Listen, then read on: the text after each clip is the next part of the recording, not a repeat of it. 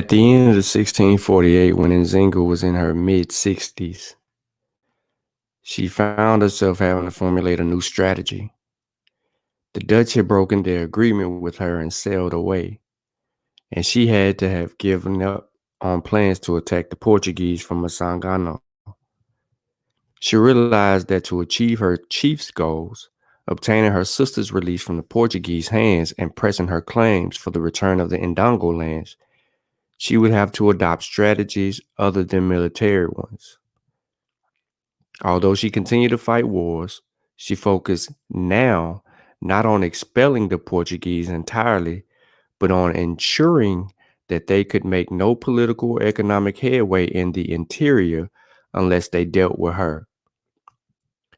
To maintain a strategic advantage over the Portuguese, Nzinga adopted a three-pronged approach between 1648 and 1656. First, she reestablished firm political control over Mataba and the lands between Mataba and Ndongo areas that were the primary source of slaves. As a result, despite the success of the governor, Desai's campaign against Mbangala and Sobas, who had joined the alliances between Nzinga and the Dutch, he and later governors were forced to reopen political relations with Nzinga to resolve the slave trade question. Second, Nzinga initiated direct relations with the Capuchins, a religious order whose missionary would come to serve as a political intermediaries between not only the Portuguese governors in Angola, but with higher officials in Europe as well. Third, Nzinga developed a plan to a Catholic Christian belief system and rituals in place of Mbangala religious ideas and rituals that had been unifying ideology binding her together with her followers. Nzinga's successful implementation of her new strategy would allow her to achieve all her goals. By the end of 1656, she had to secure her sister's release, confirm her right to rule Mataba as an independent kingdom with definitive borders recognized by the Portuguese, and put in place the conditions for transforming Mataba into a Christian kingdom she envisioned. In fact, Nzinga's success in blending military, religious, and political diplomacy into an effective strategy of governance so amazed her detractors and admirers alike that during the last 5 years of her life, both groups were already praising her as having no equal in all of Africa. To follow Nzinga during a decade or so after she returned to Mataba, we will look at first her continuing military operations, then at her religious diplomacy, and finally, the political diplomacy that eventually resulted in the signing of a peace treaty with the Portuguese in 1656.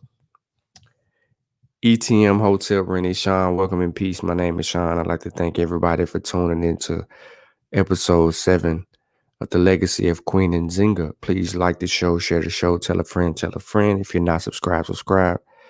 Click the notification bell for videos to pop up so you get those notifications.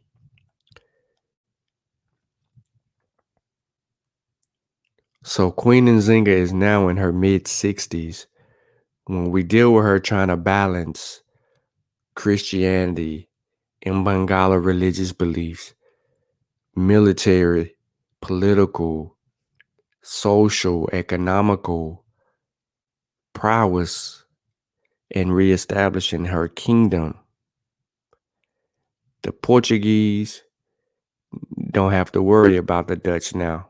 Although they're wounded really bad, the Dutch are gone. The Congo is now up for grabs.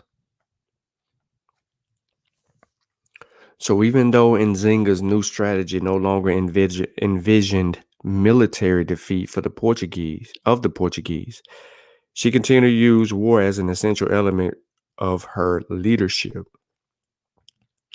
In 1650, reported by a Portuguese observer, listed more than 29 invasions that Nzinga armies undertook between 1648 and 1650, knowing that the rulers of the lands that Nzinga invaded were either killed or had become her tributaries who recognized her as the natural lady.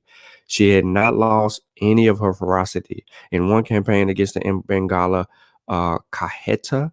Nzinga, 40,000 troops, faced Kaheta's 10,000-man army and so overpowered his troops during a dawn attack that Kaheta was paralyzed with fear, not knowing whether to fight or flee. She came away with more than 600 prisoners and destroyed everything in Kaheta's Colombo up to the trees. Describing Nzinga he observed during the years, the writer noted, I have seen Nzinga dressed like a man armed with a bow and arrow and already old and small stature. Her speech was very infant. After her quick departure from Luanda in August of 1648, Nzinga's first act had been to quarter her army near Masagano and send her troops out to force Sobas in the region to recognize her as their ruler. With 139 Mbangala regiments under her control, she had difficulty in getting the Soba to comply with her demands. The invasion of the Congolese province of Wandu in September of that year, described uh, earlier, had come out in Nzinga's desire to demonstrate the local ruler there that she could still impose her will in the regions bordering Ndongo.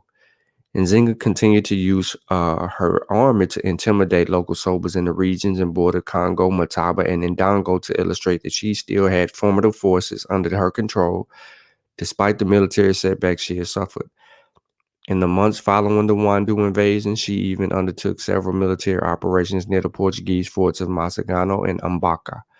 She knew that the governor had preoccupied the strength and military reinforcements in the forts around Luanda in her efforts to bring rebellious Sobas in the region back to the Portuguese fold and would think twice about engaging her in direct battle.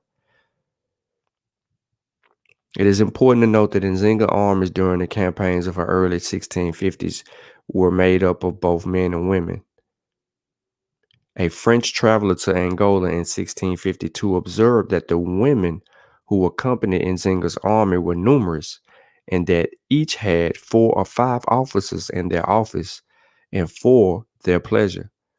Like Nzinga, these women were trained to fight and either fought battles alongside the men or went on their own campaigns. Nzinga did not restrict her military activities to eastern Mataba.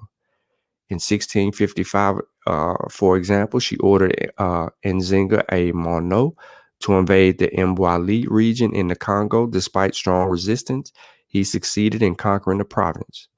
Nzinga must have wanted to demonstrate to the Portuguese that she was still capable of fielding military operations, even though she was at a time, some say, of peace. Nzinga now controlled the lands that extended from the eastern side of Ndongo, Mataba, and northward along the Kwango River. Nzinga always maintained that she had the right to Angola and Ndongo. But even after having all defeated the forces to flee the Dembos region, the kingdom she ruled still included parts of Ndongo, the entire kingdom of Mataba territory and the Congo claim, the parts of the Yaka kingdom, which is present-day DRC. And that is Democratic Republic of Congo.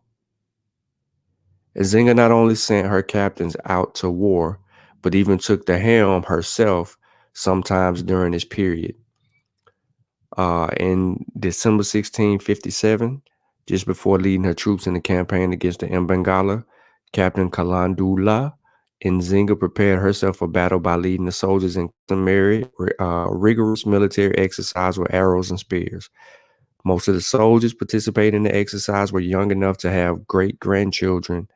On the way to Kaladala's camp, Nzinga gave orders to block all possible routes of escape, and the army encircled his base during the night.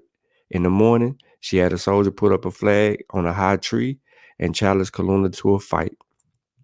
Realizing that Nzinga had him cornered, he immediately sent an emissary who swore that he considered Nzinga his queen and goddess, and that in the future he wished to obey and serve her. When 400 of his troops attempted to flee upon hearing his declaration, Nzinga immediately sent some of her troops after them and captured most of them. Many of the captives were sent to Mbaka, and they were sold as slaves. She then led her troops to a ferocious attack against Kalandula's remaining forces, in which 1,500 soldiers were captured and many were killed. Kaladula himself died. His head was severed and presented to Nzinga, who would send the grisly trophy to the Portuguese governor. To demonstrate that war remained a core aspect of her leadership, Nzinga continued to welcome into her ranks many Mbengalas and Sobas who had been her former allies during the Dutch occupation, but who had shifted their loyalties back to the Portuguese as a result of the Tsar's military campaigns against them from 1648 to 1650. The Tsar had beheaded 14 Sobas identified as rebels who had joined the Dutch, and as well as 4 or 5 Mbengalas his troops had captured during operations in Kasima. Many of the remaining Sobas of Mbangala soon became disaffected by the Portuguese policy of promoting the interests of their settlers. In fact, they had lost most of their fertile lands they farmed along the Dundee, Sanza, and Kwanza rivers to the Portuguese who settled, moved the following reconquest, and as a result, they switched their allegiances once again to Nzinga. Even in the last years of her life, when she was no longer leading her army, she continued to oversee military campaigns. For example, in October in 1661, Nzinga sent her army into battle against the Mbangala leader Kasanji after he led his army in an attack against the Soba in her lands, killing all the men and infants, taking the women and children prisoner. Although another Soba repelled a second attack, forcing Kasanji to retreat, Nzinga still decided to counterattack immediately. Before gathering combatants, she went to the church to make a private confession explaining the reason for her decision to go to war. She then went to the public square accompanied by her female bodyguards, armed with bows and arrows, and her male soldiers, who also served as protection for her. She rose to the people in passionate words, and soon she had gathered a massive army to fight Kasanji. Following a retreating army, her troops successfully routed Kasanji's forces, killing many, taking other prisoners, and delivering to Nzinga 16 flags of the officials who were drowned while trying to escape the Congo River. Even though this occurred after Nzinga had fully accepted Christianity and as the official religion of Mataba, the victory celebration included Mbangala rituals along with a Christian service in which the capture of the flags of the enemy were offered to the Virgin Mary in thanks for the victory. Nzinga's strategy of using military might to demonstrate her continuing power so vexed the Portuguese governors that they frequently asked permission of the king to make war against her. In July 1652, De Saldanha, an official in Luanda, noted in a letter to the King João IV that the principal adversaries of the Portuguese in Angola were the King of Congo, Nzinga, and the ruler of completely unconquered province of Kisima. All three rulers, he explained, were able to stop the slave trade to Luanda, so vital to the economy because they persecute and attack the vassal Sobas. He requested permission to recruit African soldiers to defend the Sobas and to make war against the three rulers. In December 1652, the issue was partially resolved when the Overseas Council in a split decision advised the king not to agree to the request. Nzinga's continuing military strength likely influenced the council's decision.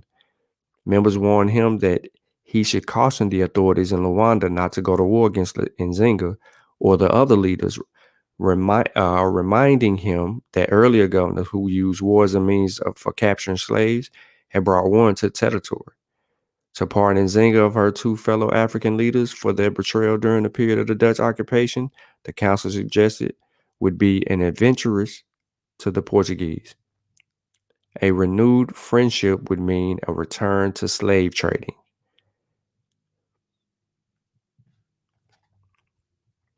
So even as her army engaged in campaigns all over the regions east of Ndongo between 1648 and 1656, Nzinga looked for a diplomatic solution.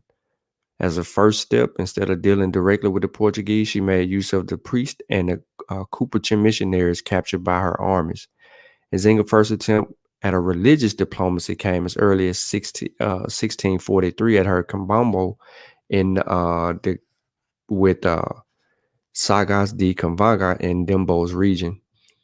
Here, Nzinga began a long-term campaign to gain the confidence of the missionaries coming from Rome so that they would be willing to plead her case in Europe. From the onset, she treated captured missionaries differently from other Portuguese soldiers or civilians. Instead of holding captured priests and hostages, Nzinga often released them if she did keep them as prisoners, as she did Father de Sakura. She offered them considerable freedom. She captured Sakura in 1644 along with 12 soldiers, yet she gave him the run for the Kamambo and even built a smaller altar for him to use as require him to say mass for her. She treated him respectfully, addressing him as Nganga, Angola, or priest of Angola, to which he responded Kalangu, Kalangu Kwato, which is heaven, our heaven.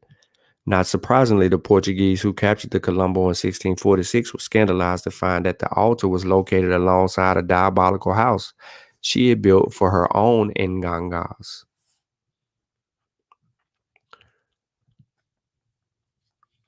But Nzinga had other motives for treating Father Cadola and Father Vest as well as she did.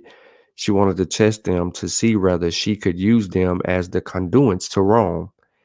In the many conversations she had had with the two Capuchins, she made a spirited defense of her lifestyle. Although she sidestepped their attempts to persuade her to change her ways, she indicated nevertheless that she was serious about developing closer ties to the church. It was well known that missionaries in the church were appalled by Mbangala ritual cannibalism. Nzinga denied that she was a cannibal, asserting that she and her captains, no comos carne humana, do not eat human flesh. She admitted that she tolerated the custom among her Mbangala soldiers, but what could she do? It was their custom, she said resignedly, and it was impossible to stop. Nzinga fought hard to secure her alliances with the Roman Catholic Church.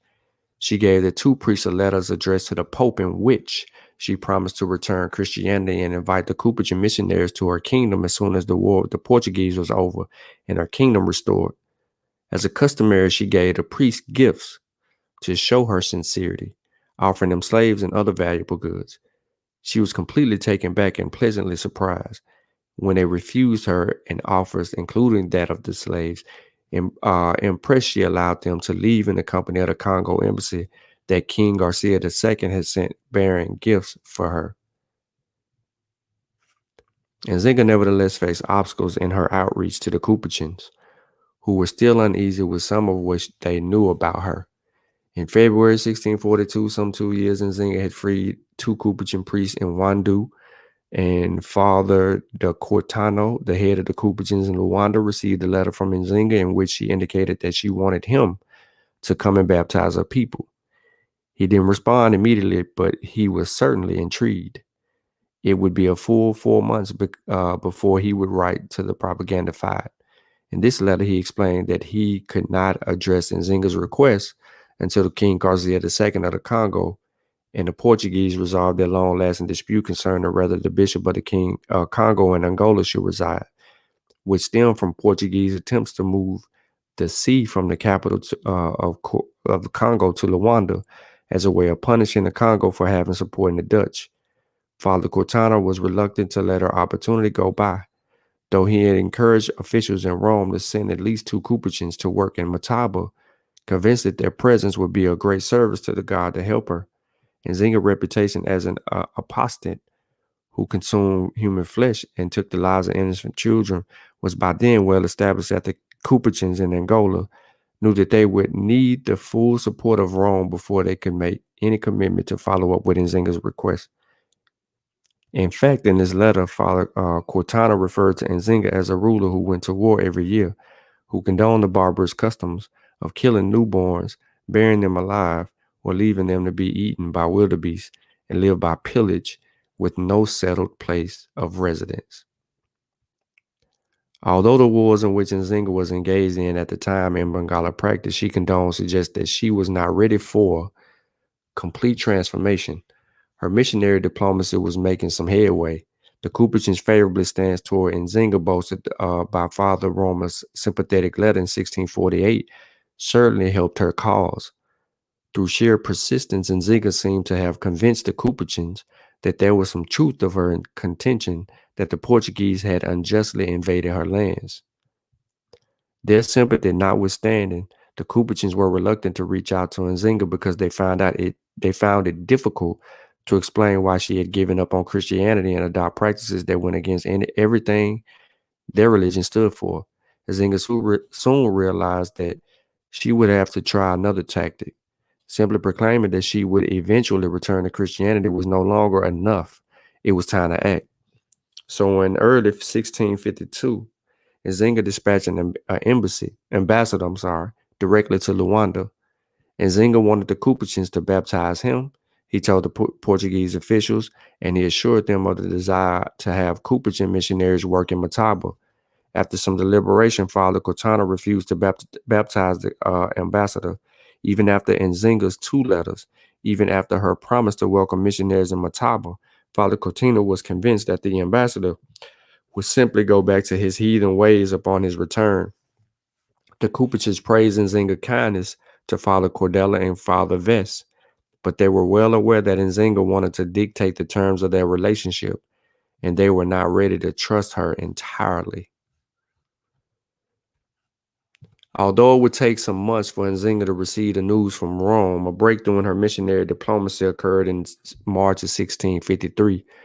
The Father Cortana dispatched Father Antonio Marie de Montepradon to Rome to make the case for the founding prefect of Mataba that would be separate from that of Congo. While not downplaying Nzinga's sinfulness or the fact that her subjects were pagans who eat human flesh, Father Montepradon stressed Nzinga's repeated requests for missionaries. When the House of Cardinals met in May of 1653, they finally approved the request, and by October, they had selected missionaries to go to Mataba. Among the missionaries were Father Antonio de Greta, Antonio Cavazzi, along with other Capuchins. They arrived in Luanda in November 1654. 4 days later, the Vatican published their official decree establishing the mission in the kingdom of the Queen Nzinga. After the group arrived in Luanda, Father Cortina wrote to Nzinga. She responded immediately, at long last, by early 1655, when part of Nzinga's missionary diplomacy had borne fruit.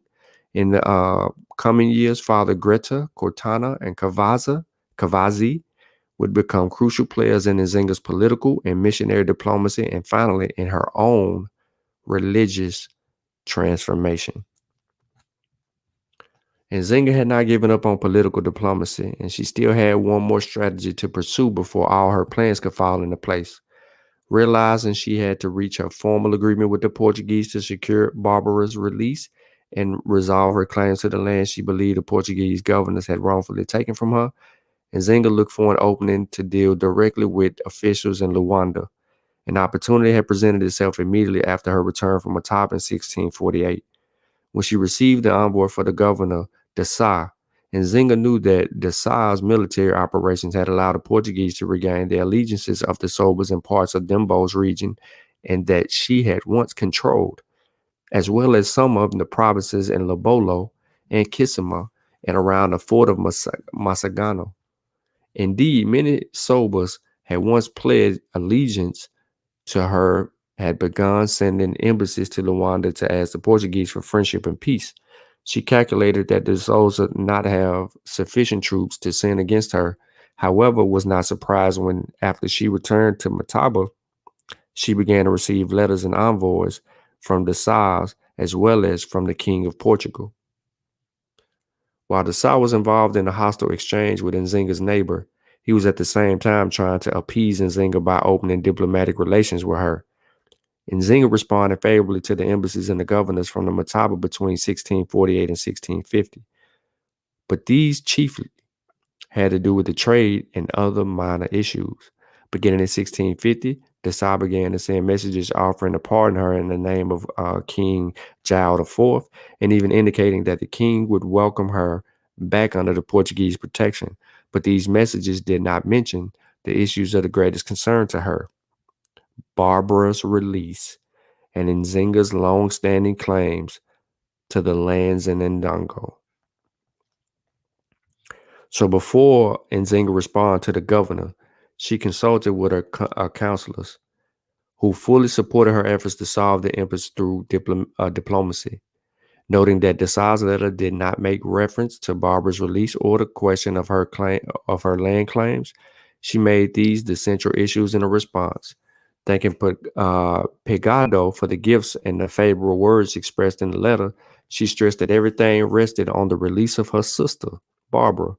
She then detailed a long history of the conflict with the Portuguese, and as she had done so on many occasions in the past meeting with the representatives of the Portuguese crown, she blamed the beginning of all her problems on the former governor de Souza. She accused him not only of oppressing and invading her state, but of taking her kingdom from her and transferring it to the vassal Angola Hari. Intent on capitalizing on the diplomatic opening of the Desai had initiated, and Nzinga took the opportunity to ask for his assistance in recovering parts of Mataba and the Mbangala Kansanji had claimed, promising in return to giving up Mbangala practices. Finally, as to the question of Christianity, she put him off, promising to discuss it at a later date. During the 3 years that Desai remained in Angola from 1648 to 1651 and the following 3 years, during which time 2 additional governors served, Nzinga attempted on several occasions to capitalize on diplomatic openings to be pushed for Barbara's release and to obtain Portuguese assistance in consolidating her control over the Mataba. By the end of 1654, Nzinga had become convinced that the Portuguese governors had no intention of serious diplomacy, that they were only out to discredit her in the world's eye and the opinion in which she was held by the black people. Sometime in December 1654 and early January 1655, she arranged through Capuchins in Luanda to have Barbara, still imprisoned in Luanda, and an envoy meet with the governor. Once the meeting was set, both Nzinga and Cicero prepared for an elaborate public event, with each side planning to stage a traditional display of political drama. Cicero arranged to have 1,000 armed soldiers in the military dress at the parade rest in the square around the governor's palace. He waited inside the palace for Barbara and her retinue to be announced. Seated on his chair in an official meeting room and surrounded by military captains and other officials, Nzinga, not one to squander the opportunity to make a public space of hers, had prepared her representatives for what amounted to a public showdown. The embassy she assembled was led by Barbara and the envoy, both of whom were richly and pompously dressed and attended by many Christian blacks from the city. In fact, Barbara's attendance was so impressive and appeared so much like Christian gentlemen that honor guard soldiers greeted the party with volleys of gunshots. Cicero was openly taken with the appearance of Barbara, the ambassador, and the rest of the party. As they entered the room, the governor forgot himself and right away got up from his chair and went to greet and honor Barbara. He did not neglect the envoy greeting him and introducing the two in his entourage. At this point, two parties began their negotiations. The governor directed Barbara with the envoy to take their seats, cushions placed on the floor. Remember, you have to sit on the floor amongst these people. Unlike Nzinga, who 3 decades before had refused to sit on the floor, Barbara and the envoy sat where they were told.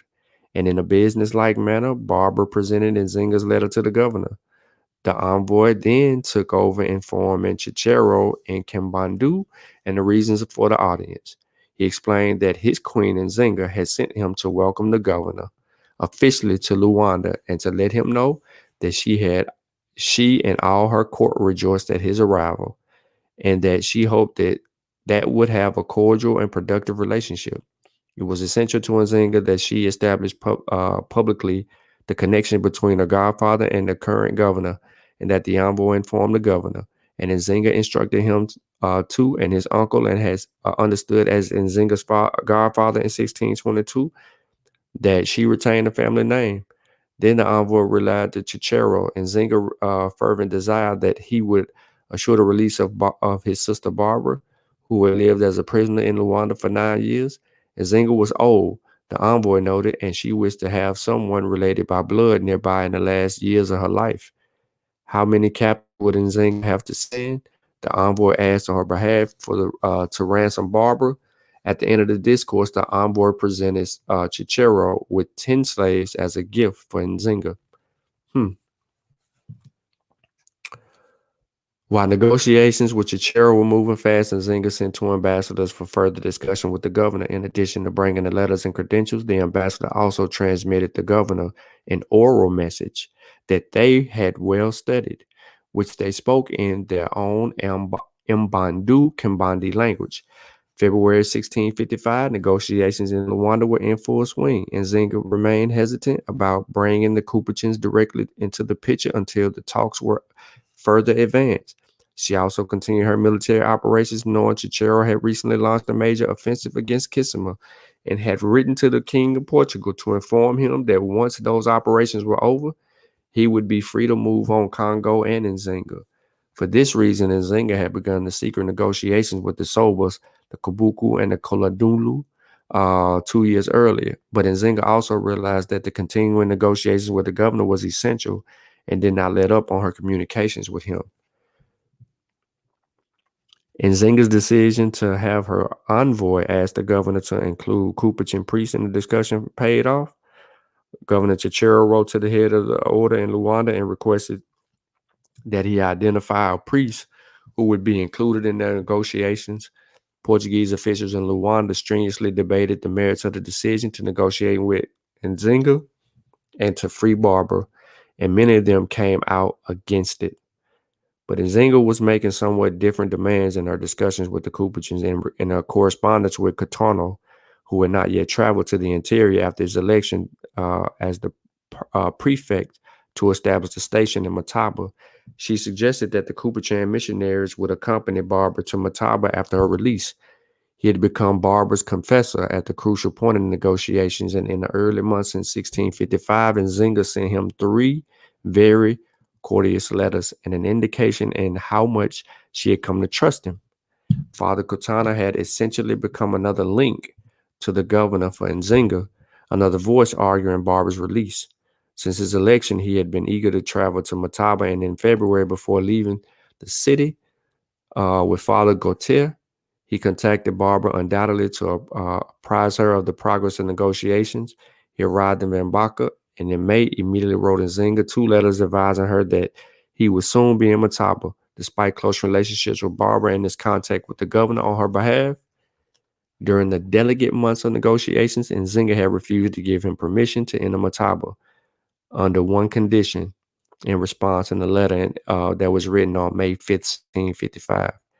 Nzinga sent a reply stating in no uncertain terms that he was to come to Mataba only if Barbara accompanied him.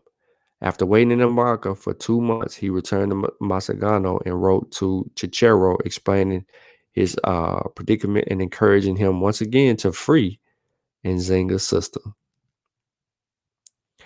Nzinga must have agreed to Cicero's conditions because in December the 2nd, 1655, she welcomed the former embassy he sent to Mataba.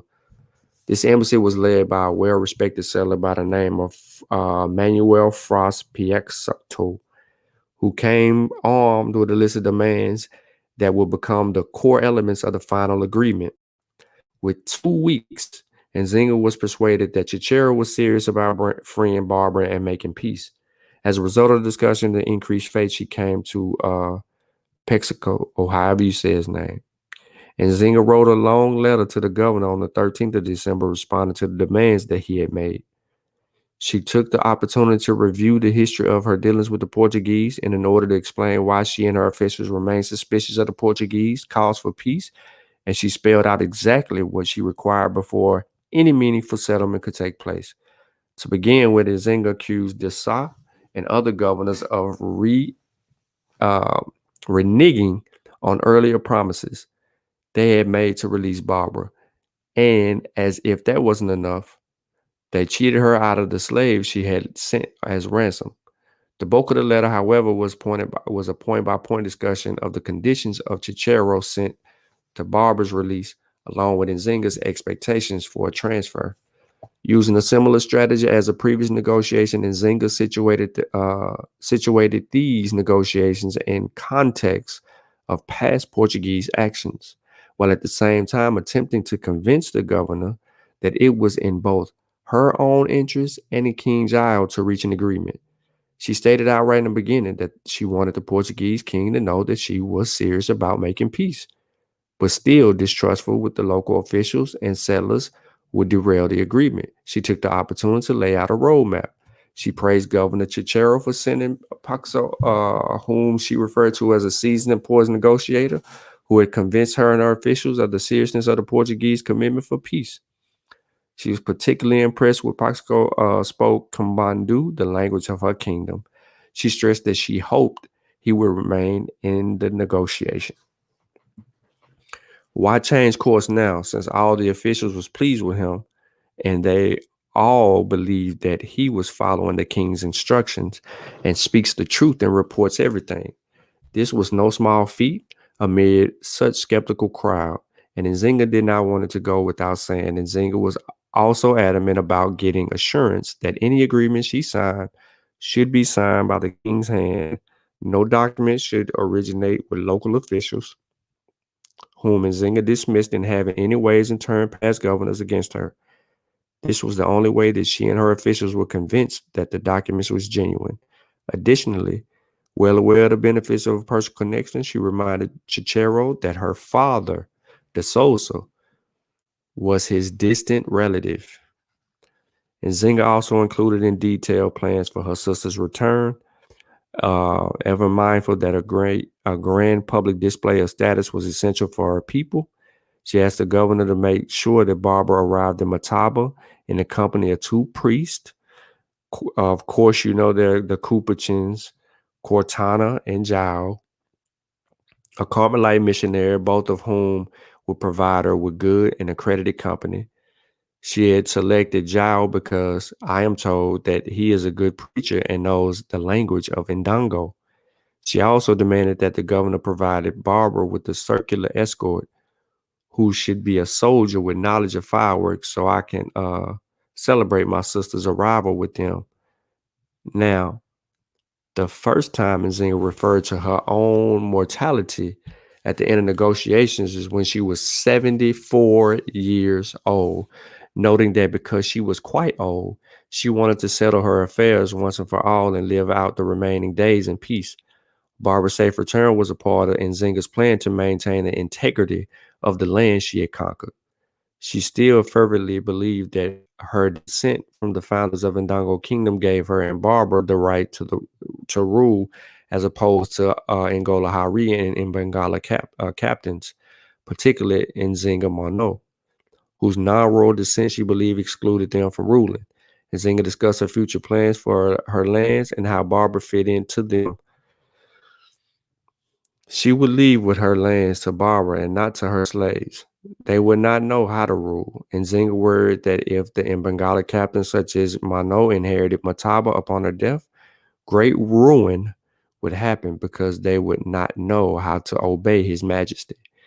Barbara's birthright in all the many years she had lived among the Portuguese as a good Christian made her the best candidate to continue the balancing act that Nzinga envisioned as a result of peace. She believed that Barbara would at least keep the Portuguese at bay while retaining the respect and the admiration of her people in an independent Ndango Mataba.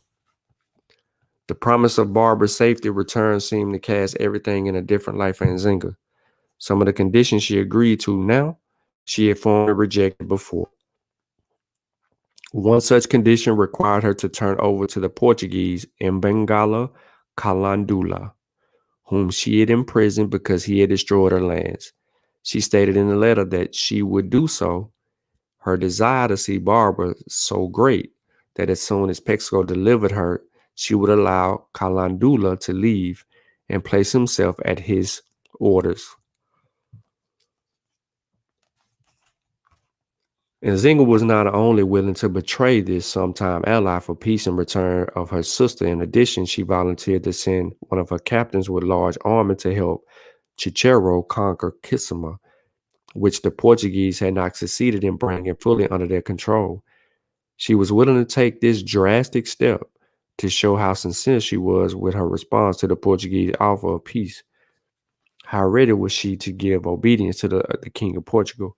And Nzinga knew that The restoration of peace would strengthen her slave trade markets and allow them to become better integrated with the Portuguese trading network. The Portuguese would certainly benefit, as she anticipated purchasing imported goods at a cheaper price. The envoys who had delivered Nzinga's long letter to the governor still in Luanda when another envoy had arrived in February of 1556. This envoy made verbal presentation to the governor, which noted that Nzinga was ready to sign a treaty. It was the envoy who returned Nzinga with the first copy of several articles that would form the final peace agreement. Cicero, convinced the Pexo had gained Nzinga's confidence, wished to move quickly to conclude negotiations. Her faced rising opposition, however, from two sources, first being the Jesuits, who had been a part of the conquest apparatus of the Noves' time. Jealousy raged among the various orders of priests and members of the Jesuit order, with headquarters in Luanda, resented the fact that the Capuchins, mainly Italians, had been given permission to open up a new outpost in Mataba. They did everything they could to sabotage the Capuchins' plans to send some of their members to Mataba. By this time, Father Gile and the Carmelite had died. But Nzinga's shuttle diplomacy was too far advanced for it to come off the rails now. Cicero was increasingly convinced that he had to free Barbara and to make peace with Nzinga for the colony to prosper. Nzinga had convinced him that peace would result in the end of Mbangala's systems of wars and bringing stability to the lands beyond Ndongo, stability he realized was essential for Portuguese traders.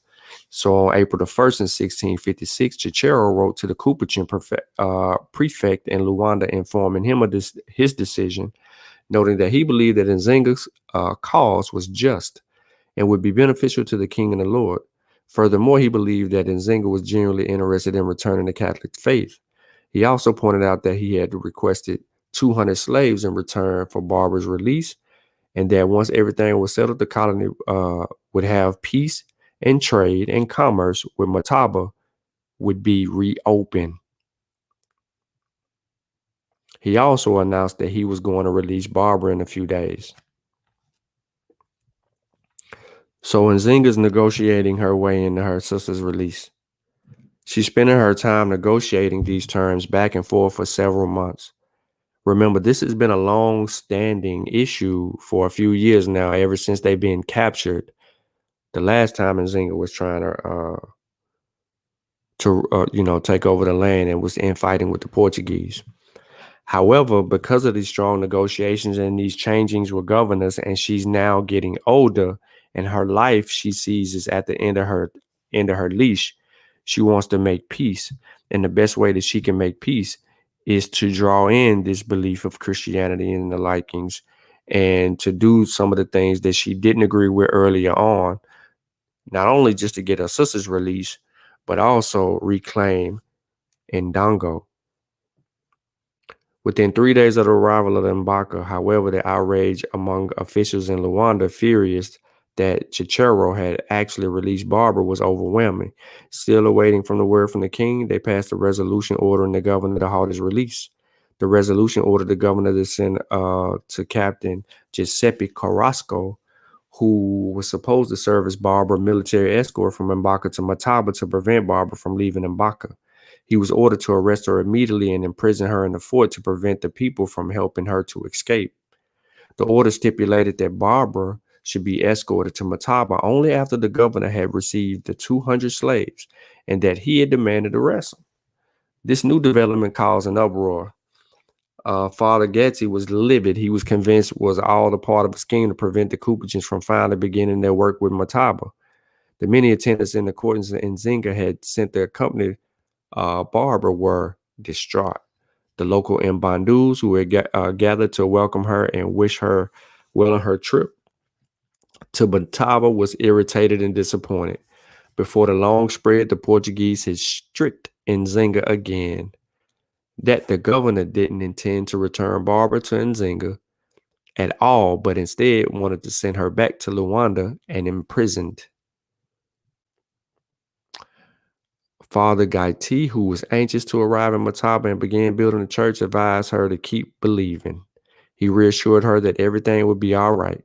Calm, considered by his Encouraging words, and Nzinga responded to Father Getty immediately. His letter had lifted her spirit, she wrote, and made her happy that God had sent a missionary of his stature to her. She reiterated her commitment to the follow through with her promise to allow him to work with Mataba and assured him that when he arrived, he would find everything he had requested for the church he intended to build. She again indicated her readiness to give up Mangala lifestyle. In conclusion, she explained how much she was looking forward to greeting him, her sister, and her sister's military escort, Captain Karuska, and her court in Mataba.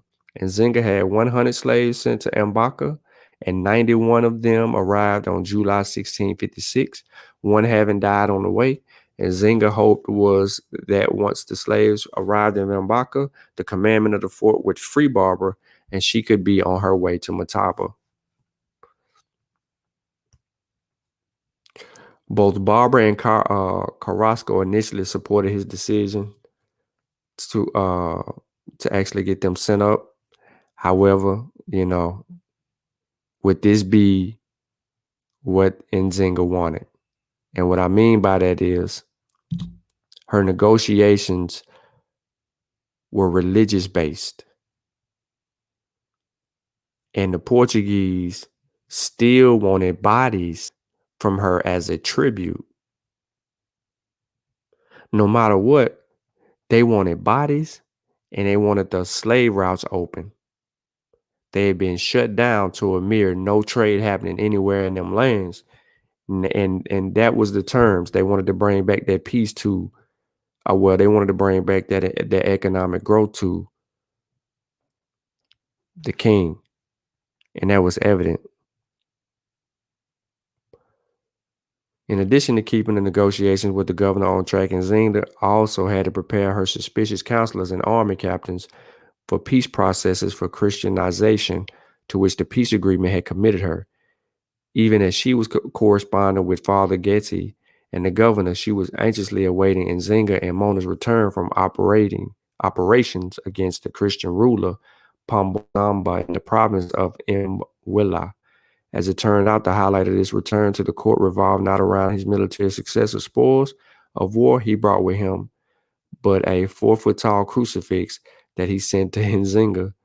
It was, he told her, the image of her old Nzambi God.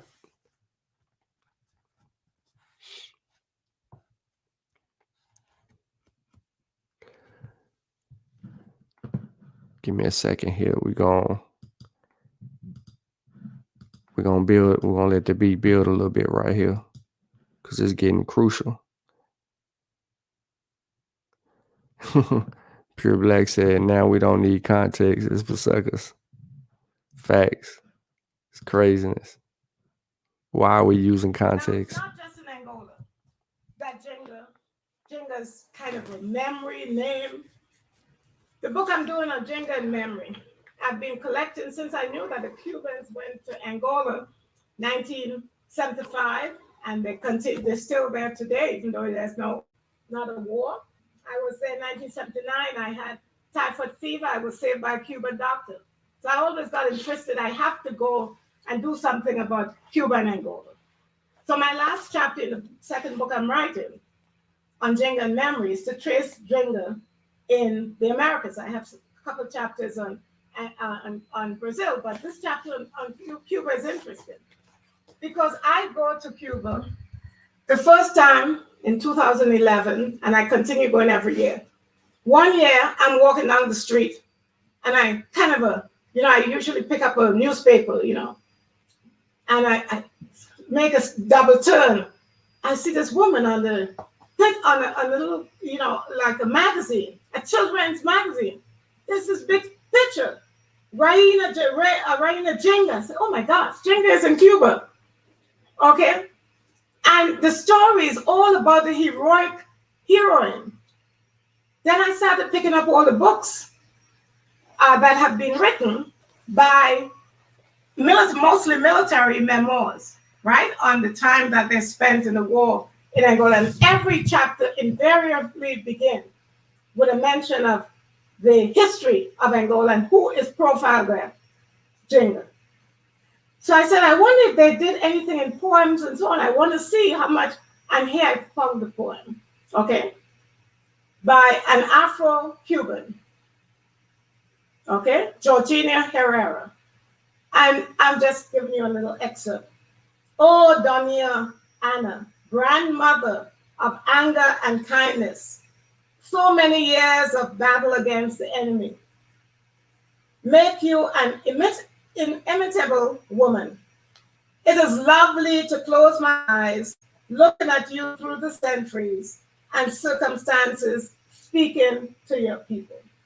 Jinga has now become a symbol of, the diaspora. She's not confined only to Angola or to the Portuguese or to the retribute of European writers of the 19th and 18th century who just think that this is a woman, sad.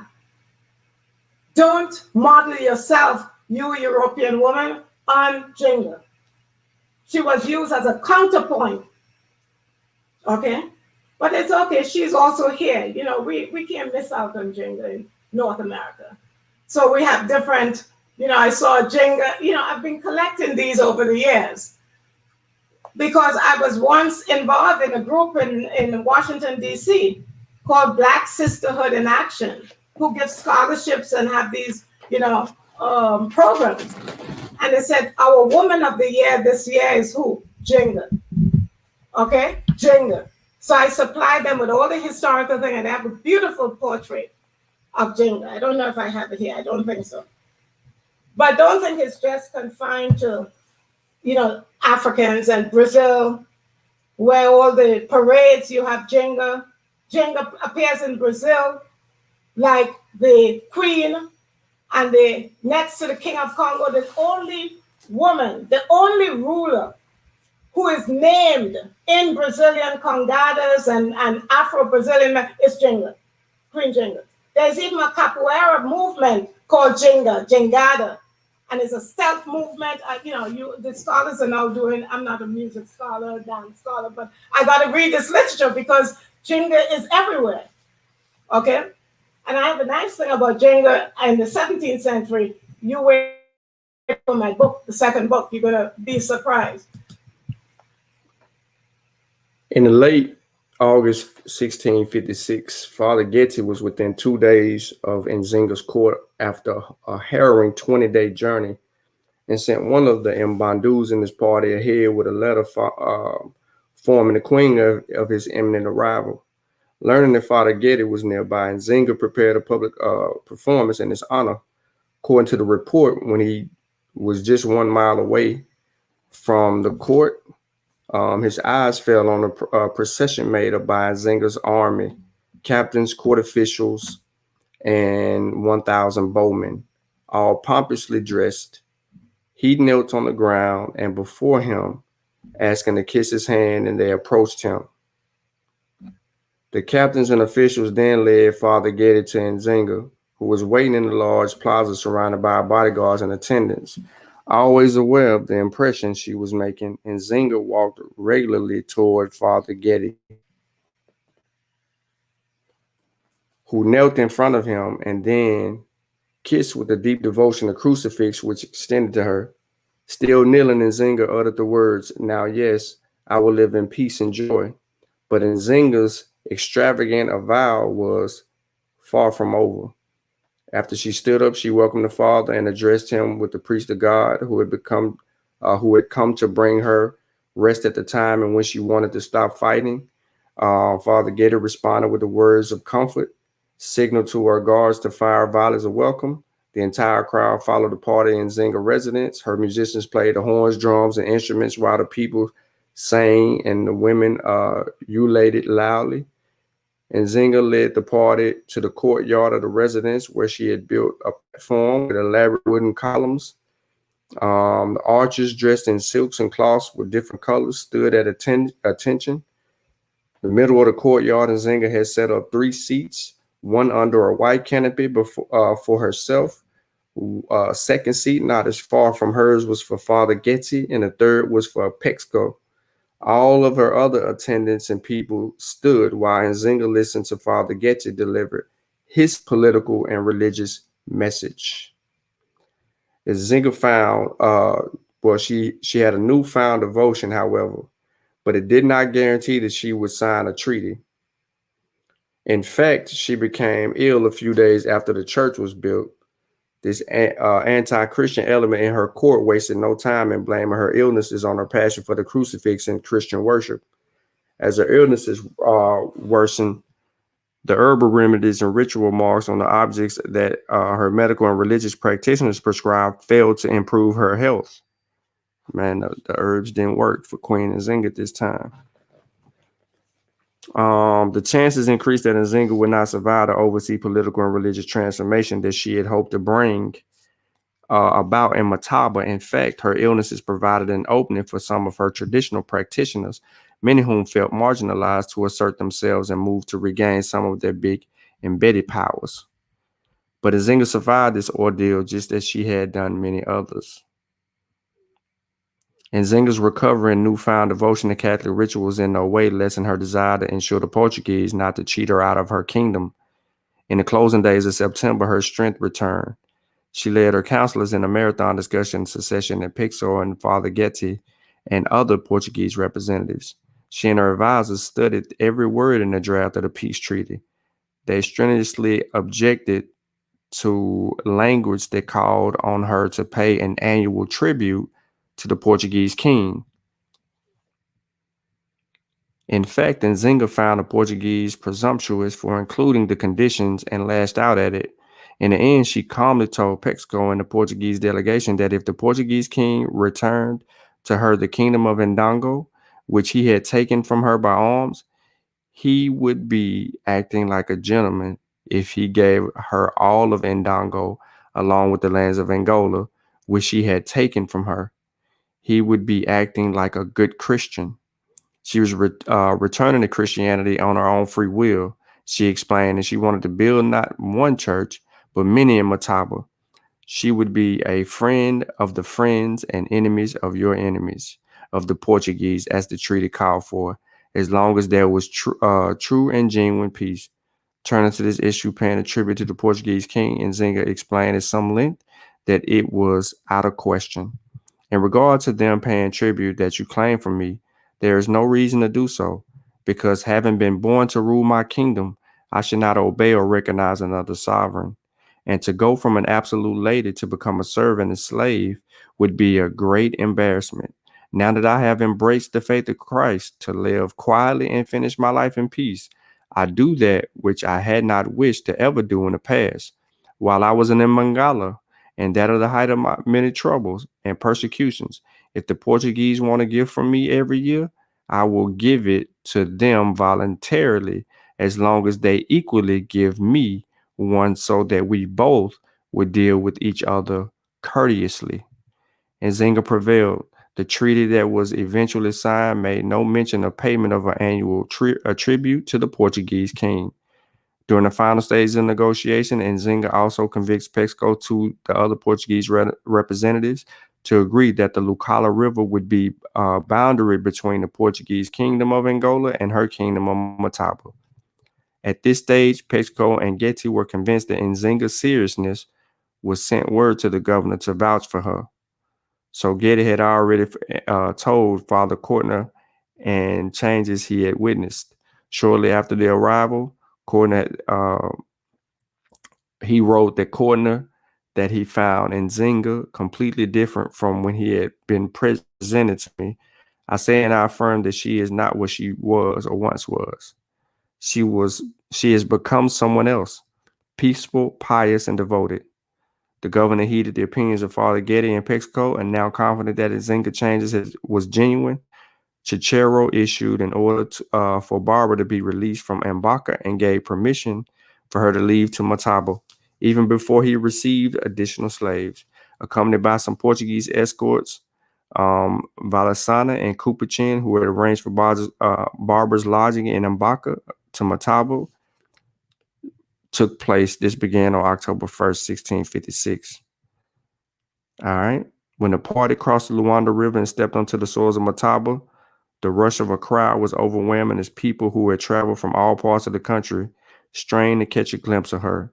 Many of them did not return to their villages, but simply joined the party all the way to Nzinga's court, where Barbara and her entourage arrived on October the 12th. Hmm. Once the highly charged emotional greetings ended, Nzinga and her officials immediately had an audience in Mexico, Carrasco, and Barbara, and all the official scribes as well as Getty. Both parties listened as the official read aloud in Kimbandu each of the conditions of peace. The formal language and the agreement was the same as Nzinga had agreed to. As the terms were read, the Portuguese scribe recorded the following articles. Nzinga agreed to reconcile with the Holy Catholic Church, to immediately ask the priests and fathers to build a church for the Getty and allow him to be baptized, and all the children are born after the singing of the treaty. Nzinga would also have to make a public announcement letting her people know that Getty had the opportunity to get rid of all Mbangala rights and practices in Mantaba. In addition, Nzinga must obey King Jairo and would have to send her army to any part of Angola whenever a request came from the king's representative. Sounds a little bit like what's the dude that the Rastafarians worship? Selassie. You know, the Italians had prowess over Selassie. So this is the same thing that the Portuguese king wanted over Nzinga. Now, Nzinga also agreed to send her army to discipline rebel soldiers, to allow Portuguese traders free access to her markets, to hand over Mbangala leader Kaladulu to Cicero. She did that, and to pay 130 slaves to free Barbara. The treaty promised the governor would restore to Nzinga the lands of Kit Uxla, which she claimed as her patrimony, and agreed to order Kasanji and Angola Hari to repopulate it so that the Portuguese traders could use it to reprovision themselves and travel directly to her court. As it happens, Cicero had already forced Kasanji to return people that he had captured from Nzinga. The agreement and commitment Portuguese troops to protect Nzinga's people against Kasanji or Hari if they contravene the treaty. So the long wait was over. The peace that had taken over a year to negotiate was finally signed on October the 12th, 1656. Once that treaty was signed, Barbara was officially free. Nzinga announced the beginning of celebrations in her honor, and for the next several days and nights, Nzinga and her people rejoiced in enthusiasm. Father Getty complained mightily about the nightly revelry in Abimon, the fact that no one had bothered to come to the church to celebrate. Nzinga and her people did not mind the many sleepless nights, and public celebrations weren't limited to her court in Mataba. When Cicero announced at Luanda that Nzinga had agreed to the terms of the treaty, he publicized it to the sounds of trumpets, and in Bandus there celebrated a long-sought peace. Not everyone in Luanda was elated. The euphoria there tempered with the fact that members of Kamara who had opposed both Barbara's release and the treaty were still awaiting a reply from the king concerning their request to Cicero to be stopped from freeing Barbara and making peace with Nzinga. On the 12th of December, 1656, when the Portuguese regent de Gossamor finally ascended to Kamara's request and sent royal decree ordering the governor Cicero not to prolong Barbara's imprisonment, the die had already been cast. The peace was underway. The 99 slaves that the governor had received from Nzinga as a ransom for Barbara's release had been transported to Pernambuco in Brazil, and another 30 had been sent to fulfill the terms of the treaty. Most important, Barbara was enjoying the life of Ndongo princess in the kingdom of Ndongo Mataba that her sister had established as a legacy. As Nzinga entered the next chapter of her life, her earthly life, she proved that she was willing to do the same fanatical extreme in embracing her new religious and political life as she had done in years past, before she had become an Mbangala and survived a lifetime of war and rapine. Her dealings with the Portuguese set her apart from the fellow Central African leaders, especially for Hari, whom the Portuguese continued to marginalize and humiliate until his death. While she was dictating the terms of the relationship with the Portuguese king and his representatives in Angola, Hari was begging them to recognize the sacrifices he had made on their behalf, including the loss of his son in the war against the Dutch. In 1652, complained that he was molested by the people every day and who asked me to carry the loads of the private people to Pomdu market and to favor him with the arms of when I asked it against Nzinga was in the stark contrast to the diplomatic co-op and military success that Nzinga had pulled off. Yet Nzinga could never be complacent. She steeled herself for the significant challenges she knew she would face as she moved along the Ndongo-Mataba relationships to the Portuguese and to the Rome to ensure her kingdom's political independence.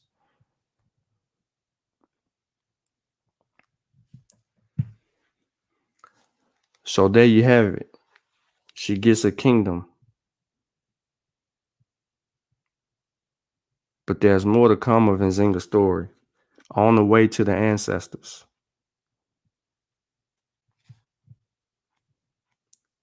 On the way to the ancestors. We will see what happened in the coming months, in the coming days, and this whole gist.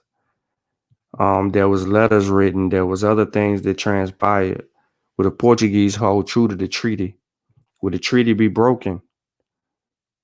Will Christianity be a second thought to the traditional beliefs of the Mbandu traditions? Will Father Getty look like a fool and rescind his support of Nzinga? There's a lot of questions that are unanswered that we'll still deal with. However, there's one question that we can answer.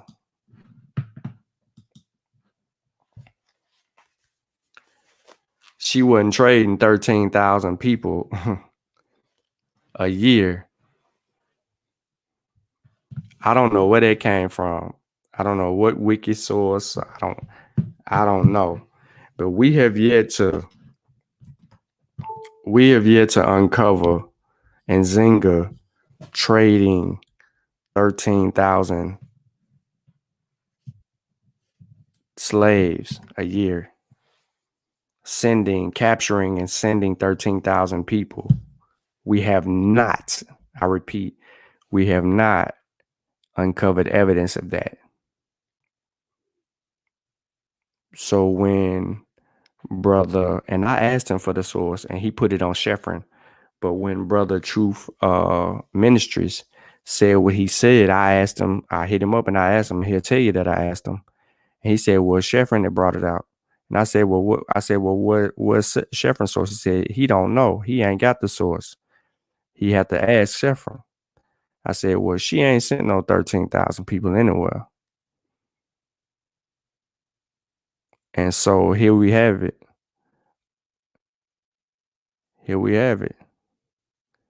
So what level of involvement did she have in any slave trading?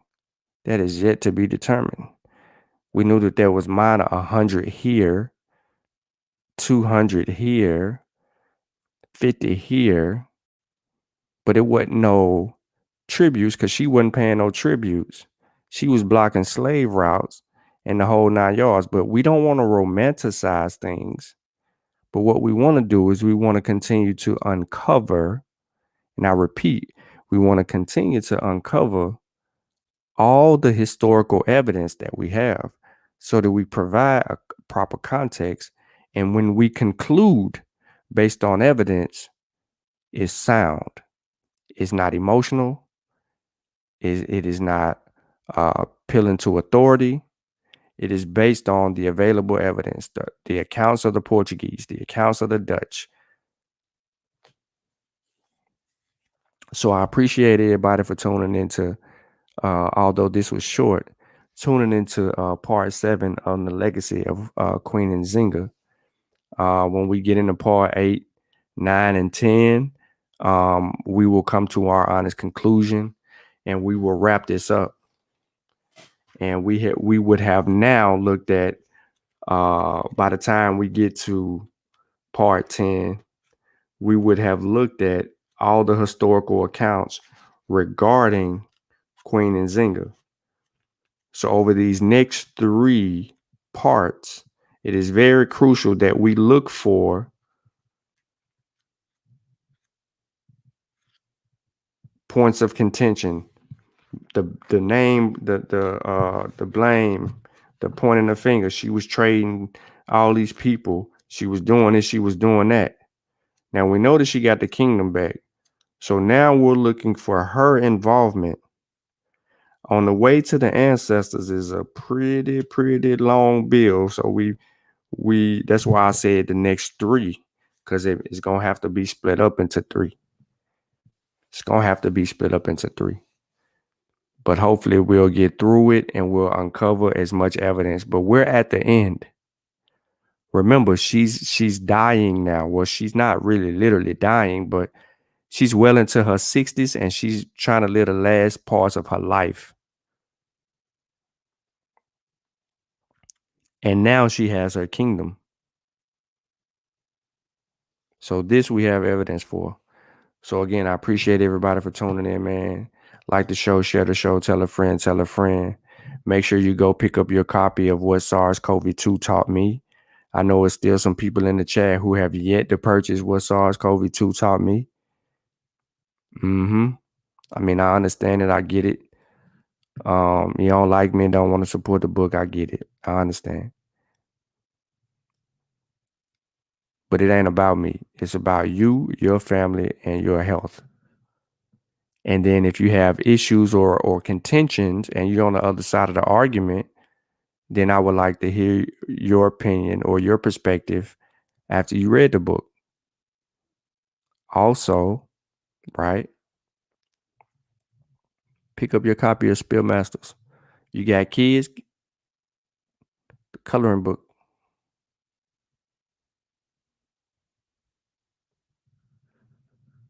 The coloring book. Get your copy. So thank y'all, man, for tuning in. Make sure you go check out Sutek's Did We Sell Ourselves bill that was done earlier. Make sure you support that.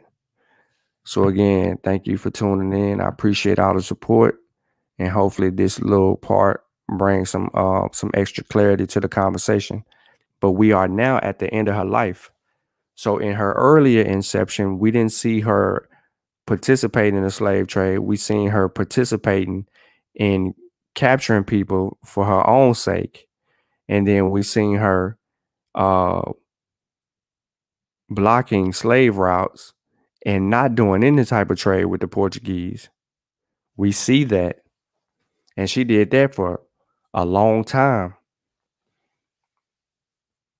And she fought and she fought and she fought and she fought. Now we did see when she was at her weakest, we did see that she was involved in some type of trade for weapons. And that comes when she gets involved with the Dutch. But in part 6, because this is part 7. So in part 6, when she gets involved with the Dutch, she's done with the Dutch. We didn't hear not one thing about the Dutch. The only thing we heard about the Dutch in the accounts that we just went through is that the Dutch was long gone. Now remember, I just wanna remind everybody this. If she is at war with the Portuguese, who was she selling slaves to? Who could she have been in a slave trade with if her enemy is the Portuguese and she was in a long-standing fight with the Portuguese, like her brother, like her father, like her grandfather? Who could she have been trading with? It wasn't until the arrival of the Dutch you hear mentioning anything about paying tribute to the Dutch, giving them slaves, or selling her war captives. You don't hear this stuff. So this is a part of the muddy water that people have projected on Queen Nzinga. But when you look at the historical record, we can make some ground and say she did enslave. She did enslave war captives, and she did sell them for food.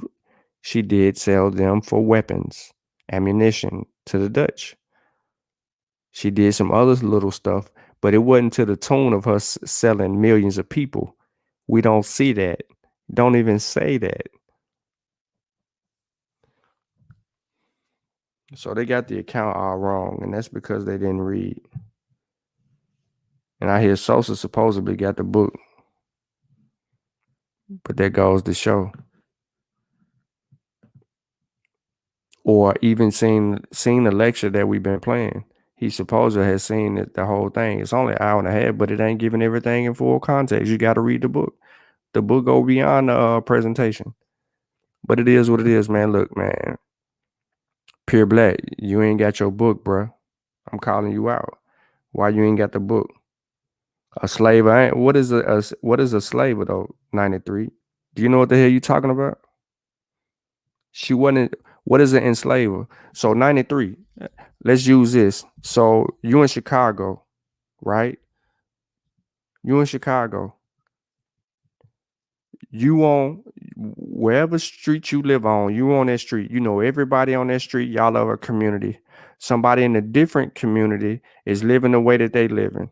But someone in the community that you live in rapes your neighbor.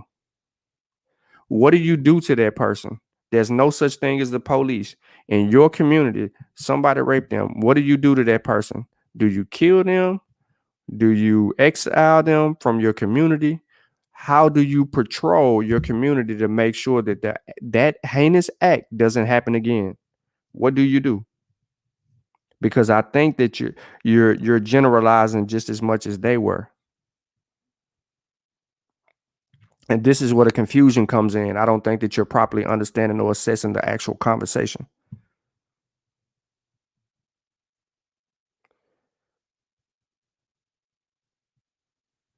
You ain't found out nothing, bruh. You a pygmy. You just talking. She didn't even sell no. She didn't sell you. You talk about you found out that you was a descendant of some particular slaves. Bro, she didn't sell you. Who she sell you to? Hmm? So you were part of a people that the Dutch, though you was part of the people that was going against her when she was trying to get rid of the Portuguese. So you come from a lineage of sellouts. Is that what you're saying? Oh, you know what it is. The link will be in the Masa Warrior clan. Yeah, we can turn up. I'm gonna end all that. I don't believe nothing you say. You acting like a Hebrew. You believe. You come from a descendant. Show and prove. Don't come in here and you ain't on your laptop. I'm gonna kick your ass out.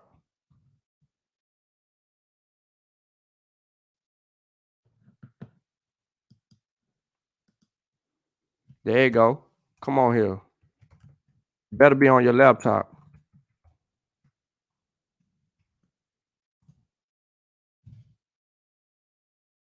Don't come in here if you ain't on your laptop. 93.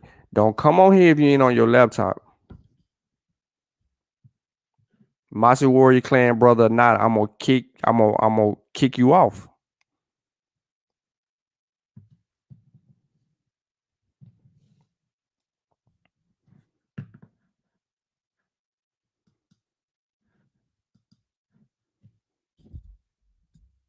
Come on, so I can beat you up scholastically. Now, 93 finna get on here. If he ain't on his laptop, I promise y'all I'm kicking him off. Are you on your laptop? I got my laptop with me. You want me to switch to my laptop? I want you to switch to your damn laptop. All right, I got my Alienware. I don't care nothing about none of that. I don't want. I don't I want got you my on your young cell Pharaoh phone. laptop.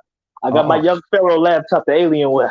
That's fine. I just don't want you on your cell phone. Why you want me on my laptop You know though? why I want you on your laptop? You want me to get fired at the job for having a laptop? Nah, don't give me that. You ain't at the job. I'm at the job, but I got you. I got you. I got it. I Okay, got it. now hold on. You at work. See why you muddy in the water, and then you gonna come on here talking about Nzinga victim. Hey, I just want to have a conversation because you know me. If you beat me up, I'm gonna just take it.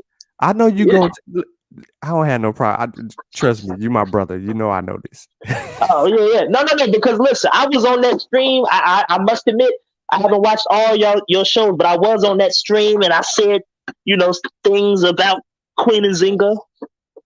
But correction is correction. Right, and I think where you came in, just looking at your comments when you was talking in the Mossy about when you had jumped on a panel, I think that you were misunderstanding the position that had necessarily been taken. You had been caught up in the emotionalism and the rhetoric, but the conversation initially began that there was a slave market in Africa before Europeans and Arabs ever stepped on the continent. That Africans were enslaving and trading and selling other Africans to other Africans. That's true. Where's the evidence? You said that's a claim that they made? Yeah, that's a claim that they made. Oh, no. I understand African slavery more like indentured servitude. Right. Now, I'm not saying that we say, okay, so we gonna agree, but what I'm saying is that the way that it was presented to us is that they had a slave economy before Europeans and Arabs, so these kingdoms was benefiting between each other from trading slaves when that wasn't a commodity. No, I Slavery wouldn't was say a that. right. Slavery was a caste system, Exactly, and exactly. And amongst Africans, but yeah, Europeans amongst turned it into something else. Europeans turned it into we need their like products more right, so. right.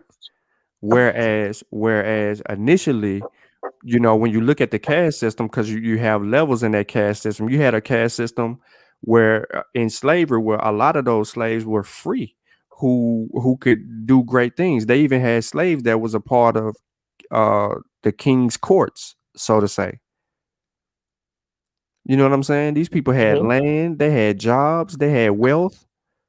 They would assimilate the people's cultures, but the people that they looked the lowest on the totem pole was the people that they either didn't exile or did exile or killed for committing All right, crimes. all right. So here's the only contention for me is if Nzinga is a slave trader and some of us may be descendants of those particular slaves, then one could say, well, I don't want to, I don't know, but I may be hesitant to venerate a prominent African who is Nah, associated with slave trade. you do. If you venerate any African in West Africa, you're gonna venerate someone who had participated or How had do some we know type of that's true? that had some type of involvement. And this is why I say that is because if someone had some type of involvement, right? They had an involvement because someone made it economically feasible. It was forced upon. Well, it Well, was you just forced said any upon many of the African. kingdoms. Hmm? You just said any African. Like if you venerate any, I don't think that's true. Just like most white people King? weren't Oh no, when slave. I Oh, not any African okay. kingdoms.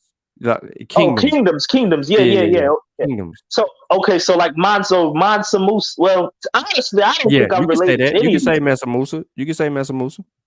Okay, so he sold slaves to Arabs and Muslims, right? Or he let No, no, them no. let that happen. He brought with him concubines and slaves when he went to Egypt. Oh, He had okay, yeah, yeah, he yeah. had them carrying stuff. Right. So You know what he, I but mean? these slaves would have been under the auspices of Islamic slavery. Correct. Which would Okay, muddy so the then water that even would more. okay. Well, okay. Well, okay, but she's Angolan,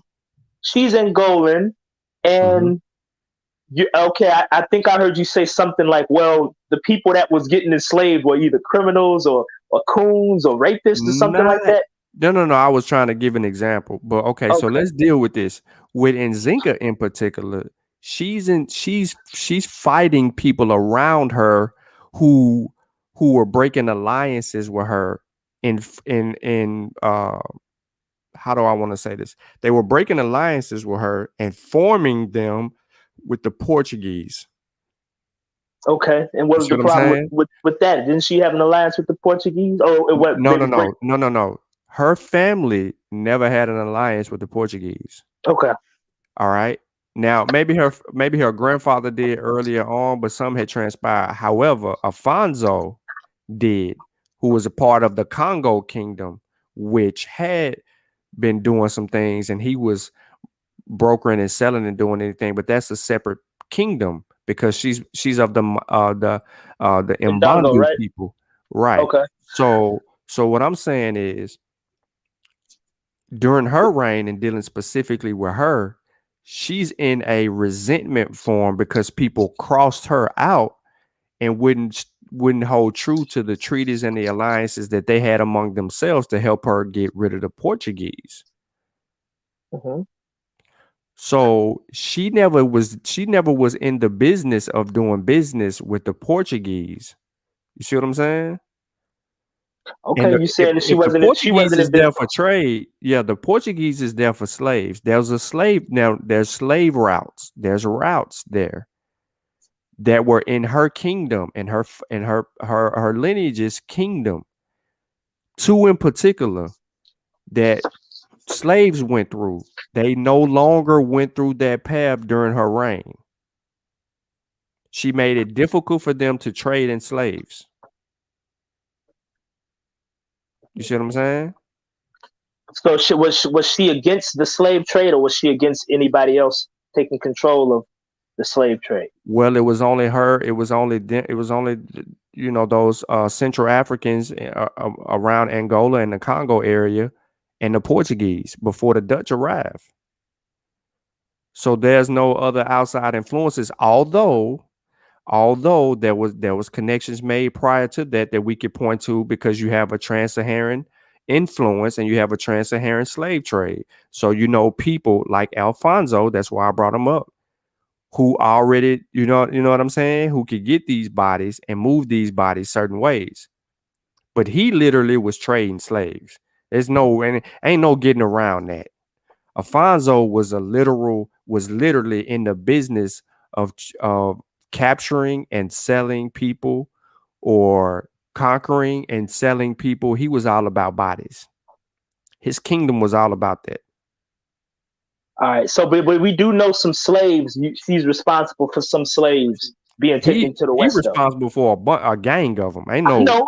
We ain't just say whataboutism, though. So we talking about with her, the yeah. queen. Now We with know her, somebody's a descendant of right? her sending into slavery. I don't know if there were children. I don't No, know, but the no, no, people. no, no. We gotta see. This is where we gotta be specific here. And when I say we have to be specific here, I'm saying this. We know that in her earlier years, we don't see the involvement. We see her blocking and stopping. For at least 20 years, she's at she 20, 30 years, Mhm. she's going back and forth with the Portuguese. It is not until she gets it is not until she gets aligned with the Dutch that we see her pay tribute in slaves to the Dutch. Okay, and this is not egregious. This is not a problem. No, it's not egregious. She pays a tribute in agreements to the Dutch. Now we also see this. She also traded in slaves, which were the captives of the people who didn't align themselves with her, who went against her for the Portuguese, because that's who she's sending off. She really exiling these people. She's sending Right. them off. She don't know what ended up happening to them. She just think that they going away from them, Well, I'm not away gonna from her. I'm not gonna say that she's that ignorant of the fact because the Portuguese was sending everybody to the new world. So So to okay, say. the accountability happens here. If you exiling, but these people are going into slavery, they're still going into slavery. I understand they may be ox or did Yeah, something offensive, but but they're still but slaves do going into you but slavery. do you care if they just kill some of your people or went against you when you had some type of treaty with them, and when you went against them to align yourselves with the Portuguese, you really went all the way against the grain? Do you Well, care at that that's point? a no. That's a point to make. But still, in all, you in an environment where you're still giving away people as slaves. So it's kind of like you Yeah, but you when know I say people, bro, I ain't talking about hundreds of thousands of people. I ain't talking about 20,000s of people. okay. The What you literally, this treaty would be like 100 or 200 people.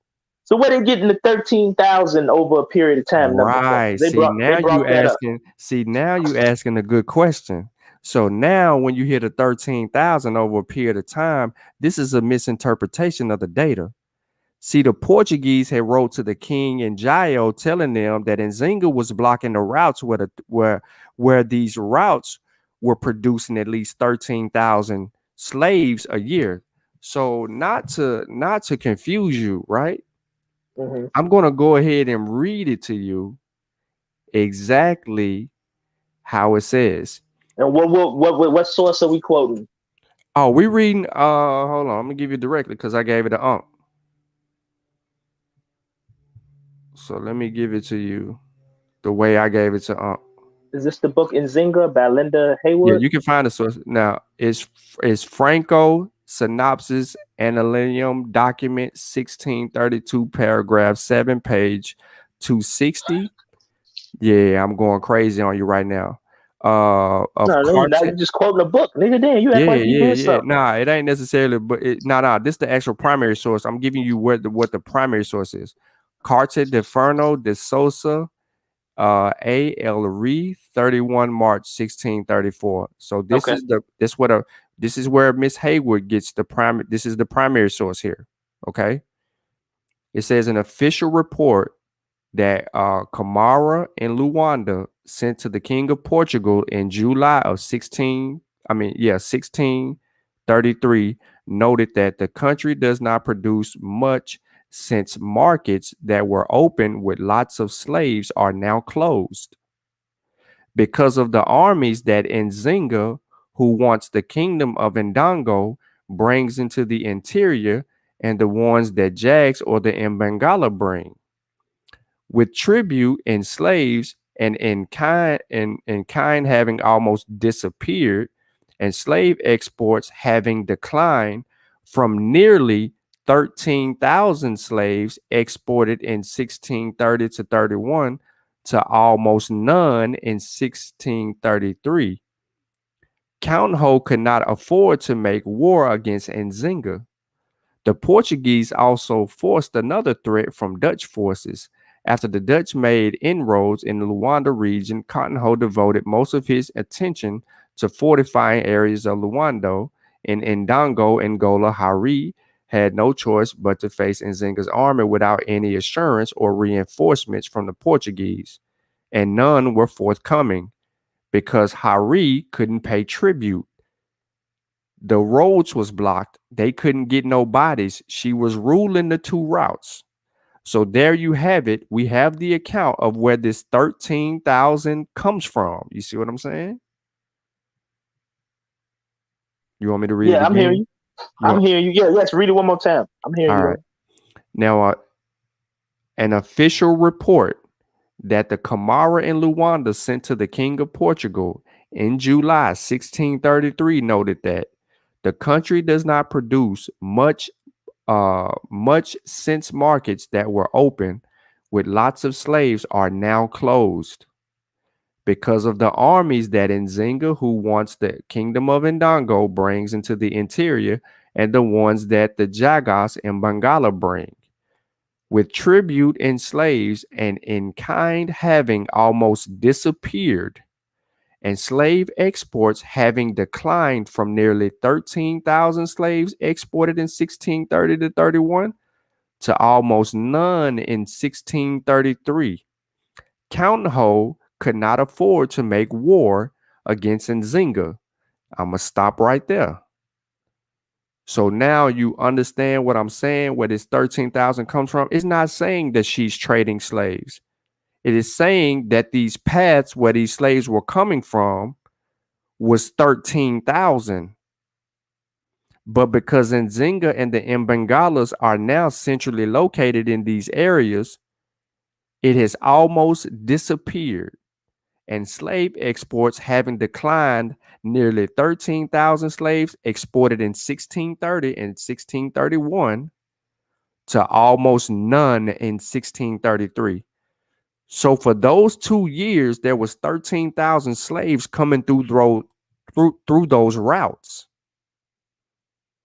And Nzinga stopped it. The Mbangala stopped it. They had now blocked the trades. There's hardly any coming through there now. This Okay, is the only that's dope. This is the only attestation of the word 13,000 slaves. See what I'm saying? Hmm. Okay, so that be where that number come from. Can I get that source again? You said it was Man, I put it in the chat. yeah. Put it in the chat. I'll go look for myself because I was gonna buy her book. You need to. You still need to do that. No, I am. It's on sale right now. Well, you cheap bastard. No, I just showed up on the show and gave my opinion or whatever because see my Yeah. thing is we calling people ancestors because they just was in Africa. All these people ain't Nah, literally hell my no. You can't ancestors. call everybody an ancestor because Africans didn't see everybody as a damn ancestor. Exactly. That's my thing. So that's why I'm putting them all up for criticism. You know? So it's like just because she's in Africa, that don't mean that ain't my great great grandma. I can say, hey, look, lady, you Hey, sold but some is slaves. she a bitch or a hoe? Nah, Is she ain't got to she be none of that.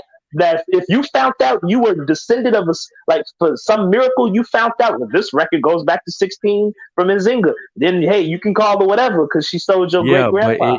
even then, it's not gonna come back to Nzinga Mm-hmm. No, because of it might why? not come back to her in particular. Yeah, the reason that I say that is because the Dutch was in the area and they were taking bodies themselves during war, and the Portuguese was doing it. They didn't need no help. The Portuguese was running their own stuff. They had already, remember, they have a monopoly on the slave trade for years before the Dutch arrived. And Yeah, they were definitely there their first. monopoly extended from West to Central Africa, even going further south and even getting close to Madagascar and up into East Africa. Mm. So the whole point of this is that it was all out of context. So there was no historical context. So anything could have been said. But apparently someone supposedly read this on one of those shows because you was on the panel when they said it. And then you thinking that, hell, if she's selling 13,000 people a year or whatever for her whole reign, then hell yeah, she's an enslaver. You see So what I'm can I saying? read this? I think this is where they got this from. This is just from her the Wikipedia page on her. It says Go ahead. Nzinga also established a lucrative slave trade with the Dutch, who purchased as many as 13,000 slaves per year from Nzinga's kingdom. They got two footnotes.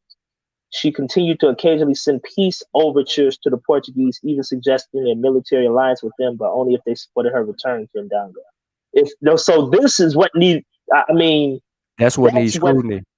that would need scrutiny because just reading that sentence alone, and this is like the late 1630s. If she's done that, then I think The the Dutch, a the res- Dutch ain't yeah, even there. The Dutch ain't even there that long. okay. The Dutch only there for a couple of years, and then and when in Nzinga, they were there in her 50s.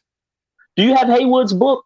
Yeah, I got it, dude. Okay, Come so the on. footwork. Okay, so the footnote is from page 128 to 133. There you go. So I'm gonna buy that book. I'm a look into it, and if you continue this, and if I find something different, and I'll By respectfully the time ask. you get the book, I'll be done. How I many really only how get, many machines you got, man? huh? How many more shows you got? I'm gonna have 3 shows left. Oh, dude, I can buy that book tonight if I want. It's only $11. But then you need to buy the book and get the book. But you still gotta read it and stuff. No, no, So no. I do gotta read. I do have to read it in context, but I just need to see if they show anything that validates that, or if they just making a mistake. now you're gonna have to go to Portuguese record because Portuguese got the letters going back and forth, and the Dutch got the letters going back and forth. And Right. and even in the primary documents, bro, we ain't seeing she trading 13,000 slaves with the But is Dutch. she trading any that's misconstrued No, as 13,000? yeah, No, no, you just read something. No, yeah, I'm just making sure, man, because I mean, a lot of people make these claims in their books, and then we don't go no farther. Like what y'all say, research methodology. People just read the book. Don't go to the footnotes. Don't go to the source. Don't see if correct. the author make That's why mistakes. you go. That's why you go to the source. So let So me ask even you a question. go ahead. The Portuguese archives, because there's a certain database I've been having trouble navigating it, but I don't know if you all go to the it's called the Toro de Tambo or something like that. Hmm. It's a Portuguese archive. I don't know Hmm. really how to navigate it. Have you ever been there, or what do you use for Portuguese archive? Usually when you're able to find most of the Portuguese sources, you can also find them in the Library of Congress as well. Oh, the Library of Congress. Yeah, because Because I'm remember they trying to scan that translate. stuff. Yeah, that stuff Yeah, scanned. yeah, because that's been helping me a lot with a lot of this Jew stuff. So Uh, yeah. So okay. Well, you know what? I know when to shut up. So I'm gonna just look into that, It and ain't I'm gonna even be the about hell you quiet. shutting up, bro. No, It ain't bro, about I'm you not shutting up. gonna talk about nothing I don't know. I'm just saying based on what was presented to me, I'm open to pointing at anybody and saying, "Hey, look, y'all Mhm. niggas was trading slaves." Now, my great grandpa, he could have been a war criminal, whatever. We still survived over here, and we became a people. So Mhm. wrong is wrong, right? I don't know. No, but I don't want anyone to think or have the impression that numerous uh kingdoms didn't have any involvement in the enslavement of anyone's ancestors because that would be lying.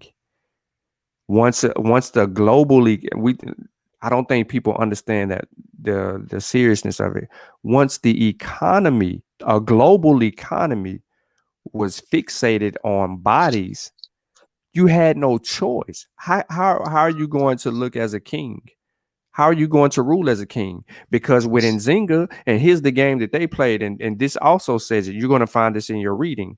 One of her would say stepbrothers or a lower level slave per se, right? They picked him to rule the kingdom.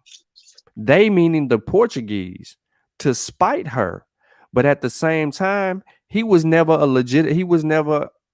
lineage like, so they didn't legitimize him, or the locals didn't legitimize him or recognize him Except, as a ruler. So but still the Portuguese made a push to put this dude into the light. You see what I'm saying? sound like So yeah they with was the using him, yeah. right? But here's how they was using him, Fortune. They was using him to open up the routes for the slaves to go through, and they was using him thinking that the people would pay tribute in slaves to him so that he could pay them to the damn Portuguese. You see what I'm Mm. saying now? No, no, I got you. Yeah, it's just like what the Persians did in Egypt, where they set up their Facts. little people, but And what they did exactly in the West same thing. Africa too, they did the same thing too. They had puppet chiefs. Mm. The war So if tactic. the chiefs who ruled didn't do what the Portuguese wanted, the Portuguese would apply enough pressure to you know what I mean, to create Incite a jealousy and then yeah, kill the rightful. Then hey, and then we like you better. put their own puppet in there. Right, right. That makes sense. That's their nature. Yeah, they've been doing that. We see it going that way. But absolutely, you know what I'm saying? Like even in her footnotes, bro, she's solid in her footnotes, but it's a lot of, you know what I'm saying? She taking you directly to when you get access to Kavasi's writings. This is in the time.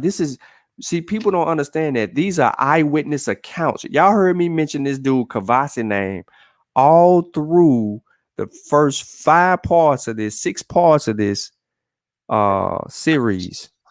And that is because she literally went to them cocky. Now, do y'all realize when I said the Portuguese were the cockiest people that ever entered the continent of Africa? They documented everything. They stuck their chests out. Yeah, them Portuguese was something else, man. They went all deep into Africa, dropping they outcast out, causing ruckus. Mm-hmm. Yeah.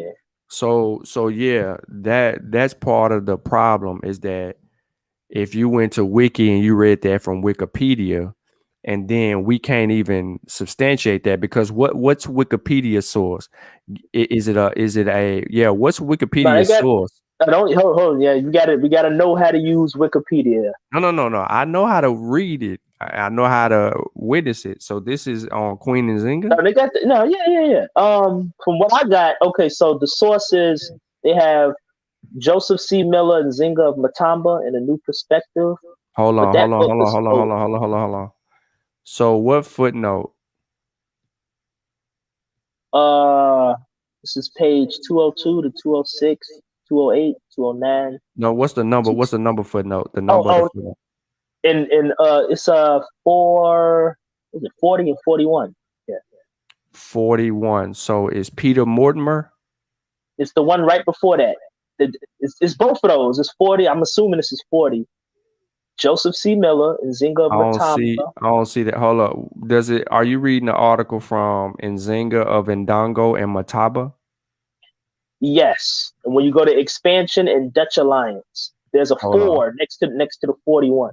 Hold on. Nzinga's embassy, rise in power, rule, war with the Portuguese, expansion in Expansion. Dutch, and then it's a 4. So 4 would be updated from 41. Okay, I went to 41. So let me go to 4 first, which would be Joseph C. Miller and Nzinga of Mataba in A New Perspective, the Journal of African History, We got number JSTOR. 2, 1975.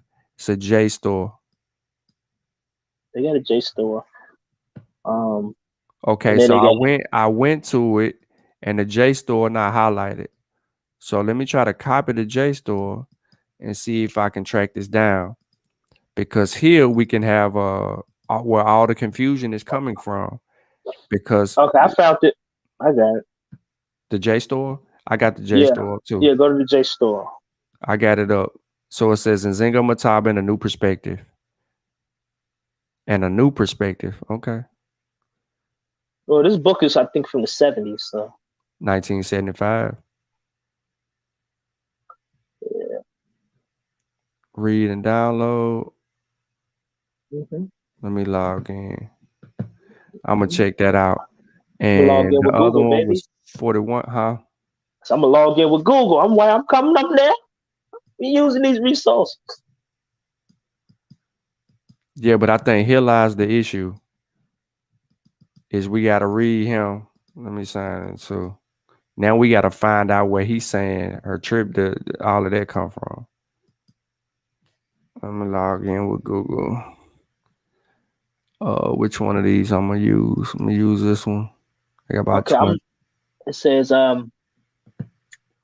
recent scholarship, often written against an intellectual background lit by the fires of the conflicts in formerly Portuguese Africa since 1960, has sharpened the contradictions implicit in the portraits of Nzinga as a proto-nationalist resistance leader, Nzinga as the consummate Umbundu politician, and Nzinga as the devout Christian and Portuguese ally.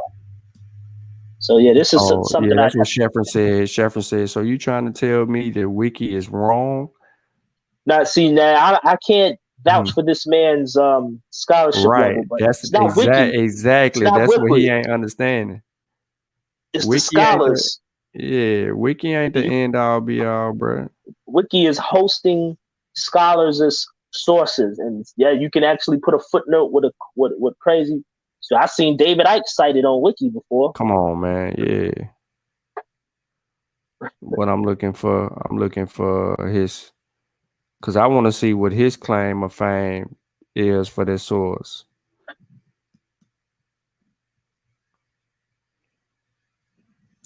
In the I early don't have that. 17th century, Angola stayed in Bondagu's blah blah blah position. Blah blah blah. Emissaries 1622. There we go. We getting close to something. 1622. Spread throughout. And he says she does trade with Dutch. Is what the wiki article says. Let me make sure. The scan evidence. It says the scan evidence available on Nzinga's place and general structure indicates that her claim to royal title of Angola Kanlaji. All right. Oh no, hold on, we have an issue here. Nzinga and the Portuguese. Blah blah blah. He going back and forth.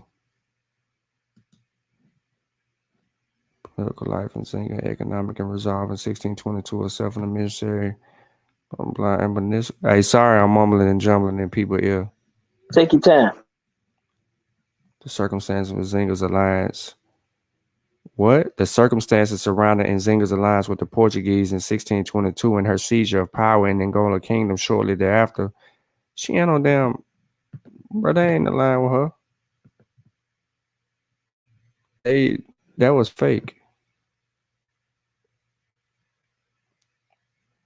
All right, opening her land. Okay, so she abruptly ended her predecessor's opposition to Portuguese encroachments, opening her lands to Portuguese slave traders and thus exposing the kinsmen of the kingdom of seizure of sale. Go back. She abruptly ended her predecessor's opposition. Okay. That don't sound right. In return, she required only that the Portuguese withdraw a fortress. Okay, these are the terms of the agreement that she was trying to put forth. Nzinga and the Mangala. Boom, boom, boom, boom, boom. I'm looking specifically, y'all. The reason that I'm scanning this like is because I'm looking specifically to what the Wikipedia article says that she traded with the Dutch and that number of people. It is very important. I can go back and read this article, which I will go back and read the article in its entirety. But for the sake of conversation, I'm trying to see exactly where this dude locates this number of people being traded from one place to another. So I'm looking for specifics. Yeah, let me get to that where that's mentioned because it says 202 was it 20 oh crap 201 to 206 208 209 one of these papers. Okay. I'm gonna have to go back. The wiki I think gives a page. So this is how y'all use wiki, everybody, instead of just citing the wiki and take you to the source and all that. I'm just waiting to hit 13,000. All right, so it says, Nzinga simultaneously completed a new commercial circuit by securing an independent outlet of Mataba slaves at the coast. Avoiding the Portuguese axis leading to Luanda, she attacked westward through the lands of Ndambu. The southern Congo chiefs in the highlights between Mataba and the sea and contacted the Dutch slaves who were becoming increasingly frequent visitors to the bays of the inlets north of the Portuguese capital in the 1630s. When other Dutch forces drove the Portuguese out of Luanda in 1644 in a remote episode of the European 30 Years' War, it talks about the 30 Years' War. Here it goes. Boom. Here we go. What page? 11, but it's 211 in here, but I'm on page 11 of the 16 pages, and I got it right here. It says 211. Yeah, 211, but to us it's just the 11th page. So it said, and it's the second paragraph. It says, when the other Dutch forces drove the Portuguese out of Luanda in 1641, a remote episode of the European Treaty 30 Years' War, they removed the last Portuguese restraint on Mataba's commercial and political domination of Mbandu. They were to reap rewards in the form, listen to this, they were to reap rewards in the form of slaves brought from Nzinga through the 1640s. The Dutch reported purchases of up to 13,000 in some years. And then it gives us a footnote. Okay, 16. 16. And that's the Peter guy. Peter Mortimer report published in SP Honorary Neighbor. No, no, Note take. no. This is yeah, 16. Yeah, you're right. So now we gotta go and we So gotta wait a minute. find. So he actually does make that claim. He makes the claim. He makes the claim. Okay. And Hmm. his source is Peter Mortimer. So this is the Right, hard, but rigorous thing about research. this isn't saying what Wiki says. Read what Wiki says about her again. Wiki says, let me go back. Okay. Wiki says she established a lucrative slave trade with the Dutch, who purchased as many as 13,000 slaves per year from her kingdom. And this says they were to reap rewards in the form of slaves bought from Nzinga through the 1640s. The Dutch Well, they reported still bought it, right? purchases, huh? Well, they're still buying them, right? Right, right. The Dutch reported purchases of up to 13,000 in some years. 13,000 in some years. So it might not be consecutive. It might be 3 years, every one. Okay, so well, the Yeah, but source needs to be tracked. the problem here is that the Dutch wasn't there that long. When do you have the Dutch in that region?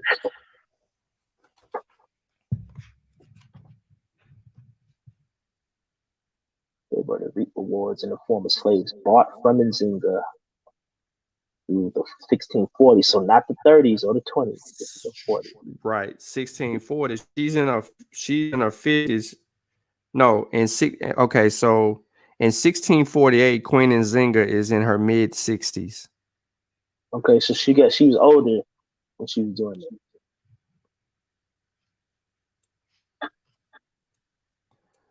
And before that, her and the Dutch was wreaking havoc on people, and we looking for a date. So 1604. Okay, let me see. All right, that's Contino. He telling me on 129 about the 13,000.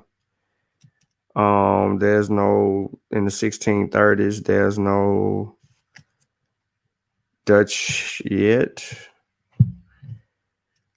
1641 is when the alliance with the Dutch began. 1641, a new player arrived on the scene in Central Africa. This Peter Mortimer thing, this might not, we might have to translate this, man. Yeah, I figured it would be have to be translated. I hate sources like that because you get them old books and they don't always come out right. I have to look because see that's where it's coming from. So Right. I have to look deep into that before I actually confirm or say anything. But And for right now, we can just the say the only claim is mention of 13, and the only mention of 13,000 is what I actually read from you from the account. Now that's again. Let me go back to 129. 129 is the official report that the Camara and Luanda sent to the King of Portugal. So this is a report from the Camara in Luanda communicating with the king in Portugal in 1633. The Dutch don't get that to 1641. So that's 8 years later. Well, it did say 1640s, so that still would be like Yeah. Well, time see, period. but if you go back to the article, it says that 1641. It says when other Dutch forces drove the Portuguese out of Luanda in 1641, in a remote episode of European 30 Years' War, they removed the last Portuguese restraint on Mataba's commercial and political domination in Mbandu. They were to reap rewards in the form of slaves brought from Nzinga through the 1640s. So you saying in 1641 they weren't there to drive them out? Nah, they didn't arrive into the area until 1641. So it wasn't 1640. Luanda, where's Luanda? Luanda, that's the area. That's the Congo. That's around the area where she's trying to get back to handle her business. Oh, that's Angola, largest city in Yeah. Angola. Mm-hmm. Boom. There you have it. And let Indeed. me see. In Nzinga's return to the Portuguese, Nzinga was unable to convert the power of the armies and the wealth obtained through trading with the Dutch into authority accepted by the people of Mataba.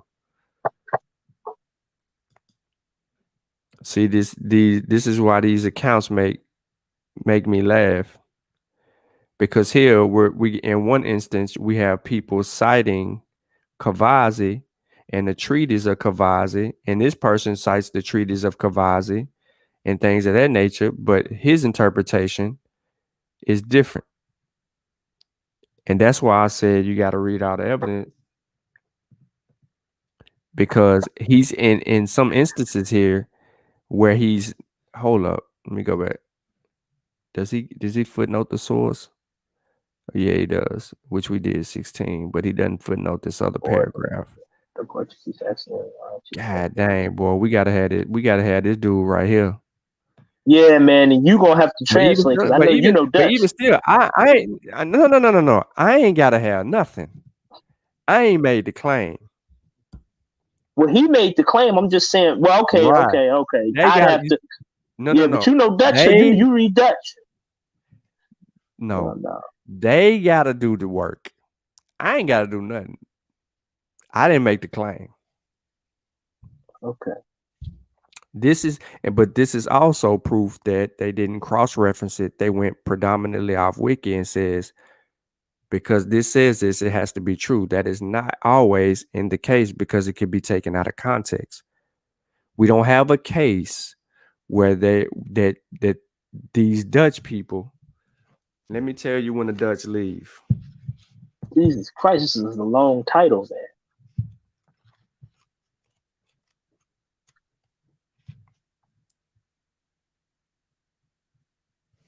1 to 42. Peter Mortimer.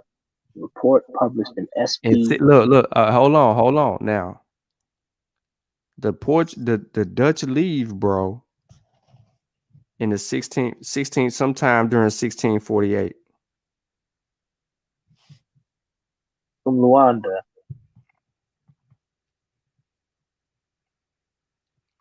Yeah. So it's mainstream and adopted. Yep. So at the end of 1648, when Nzinga was in her mid-60s, she found herself having to formulate a new strategy. The Dutch had broken their agreement with her and sailed away, and she had to have given up the plans on the attack of the Portuguese. So in 1648, the Dutch are gone. Where it said Nzinga's control over the slave trade yielded the wealth that enabled her to build up her mercenary and slave following. Well, yeah, we know that she traded slaves, but it doesn't give us an amount. It doesn't give us Right. a general amount. We know she did that because she traded them for guns. That we knew because she needed to build an army up to fight the Portuguese. She How didn't have many do you need to trade to get a substantial amount of guns? well, she's got 40,000 people, but the Portuguese is killing tens of thousands of people because they got guns. She ain't got guns. She ain't got no weaponry or ammunition, no artillery to defeat the Portuguese. Like where she would only kill maybe 20 of them, they were killing thousands. You know the I'm same surprised. stuff you were seeing in West Africa. No, I got you. I'm surprised that they was even able to even differentiate these people. They's all white, other than language or something like that. Nah, at Sutek, it don't say that she was it. The Heywood doesn't state 13,000. It What did says she say? some. What did she say? She says some like in the hundreds Yeah, see, in the that's what tribute. I'm about to buy that book so I can know the show. Now, what makes this different? And I think people will say this is why you got to know the authors, is because Heywood is scholastically. Now, this book is Harvard University scholarship. So she's been deemed the leader in this research on Nzinga. She's even responsible for a lot of the material that goes into this article. Look at her name right here. Look at her name. Look how many times her name is sourced in this wiki article. 1, 2, 3, 4, 5, 6, Is 7, it from the 8, same book? 9, 10, 11, 12, 13, 14, 15, 16, 17, 18, 19, 20, 21, 22, 23, 24, 25, 26, 27, 28, 29, 30, 31, 32, 33, 34, 35, 36, 37, 38. Let me, yeah, 38. Let me go over here and see if she over here. 39, 40, 41, 42, 42 times. Is this from the same book or a different book? Yes, no. It's the same book. I just bought the book. It says Heywood 2017 and it gives the page numbers. On every last one, it says her name. It gives the page numbers. Hmm. She is sourced out of 70 sources in this wiki article. She's more than half the sources. She's 42, 43 sources out All of this right. article. So I'm gonna go So to so page. the scholarship evolves around her. That's what I'm trying to tell everybody. So you got to go through her in order to to do that. Now she ain't alone. There's other people on here whose works, but as far as the lead scholar on this, the authority on this, her research stands out because she went to Portugal. She read the European accounts. She translated them in the whole nine. Hmm. And see, that can be a misconception with old boy that we was just talking about, who from 19, his book from The 1933. 1970. Oh, that guy. Yeah. He The could guy. he could have a little clout. I mean, but here's the thing. Here's the thing. Like that's an older account. That's not the most recent scholarship. But if he Yeah. if he got something, he got something. But this is the 2017 book that you're talking about. hmm But Yeah. So the scholarship updated. all right. So it says 120 for her. It's 128 to 133. I just bought the book. Yeah. 129 is what the claim that I read from.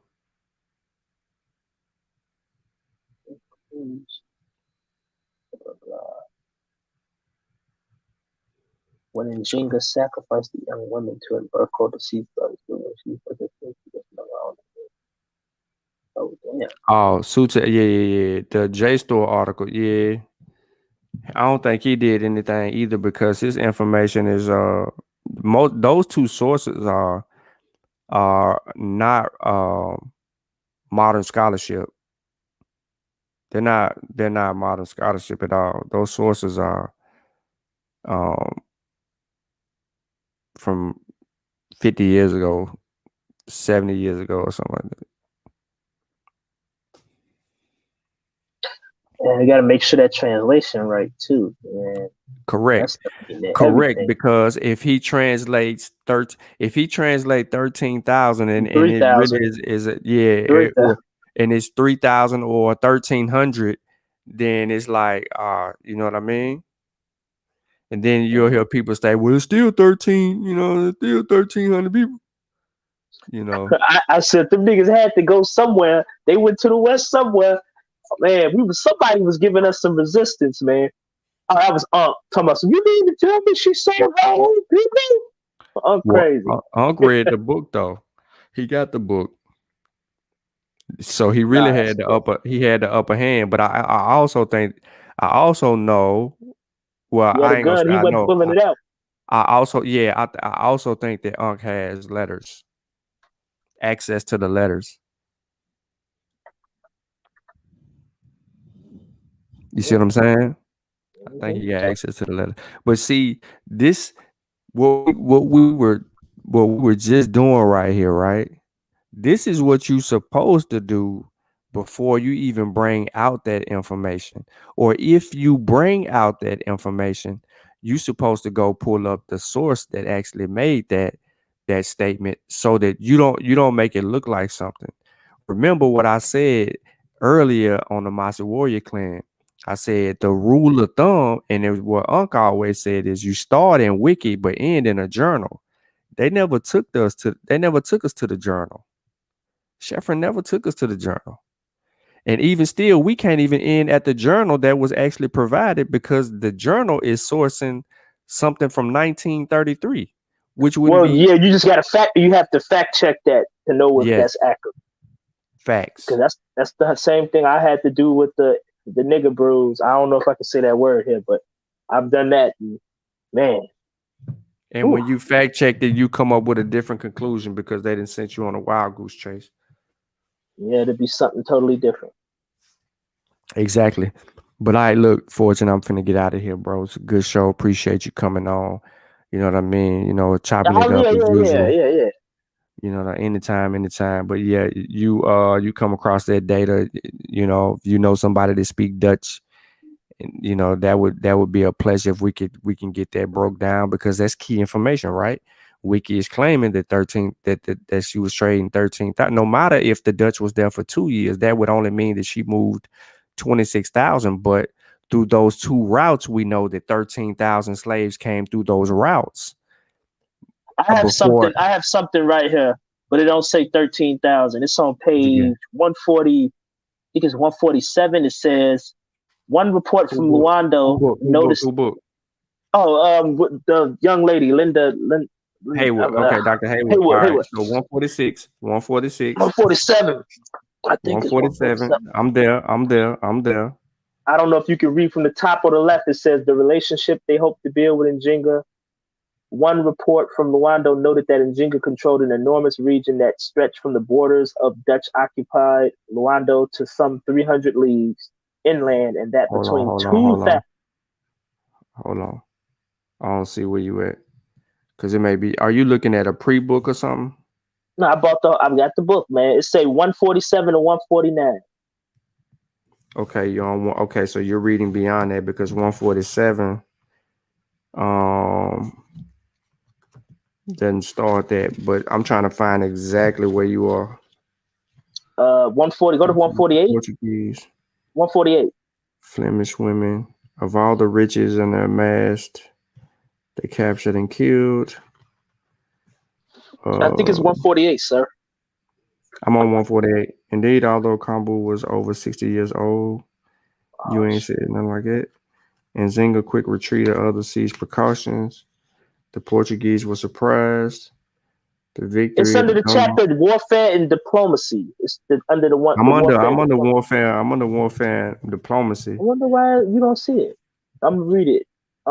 It says between 2,000 and 3,000 slaves per Now, year what's the came from beginning Europe. of the paragraph? It's the from another sentence. It says the relationship they hope to build with Njinga. Hold up.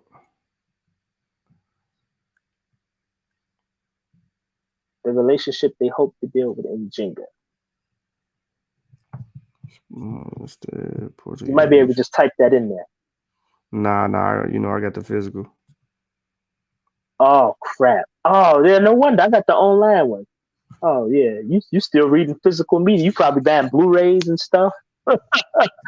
You Yeah, probably get a. I ain't doing no book like that.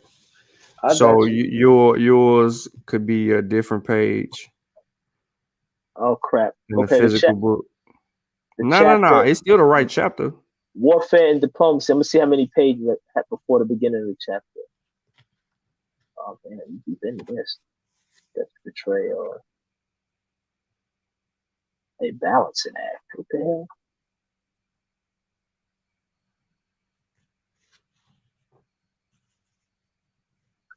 This is weird. It's before You the did Dutch betrayal.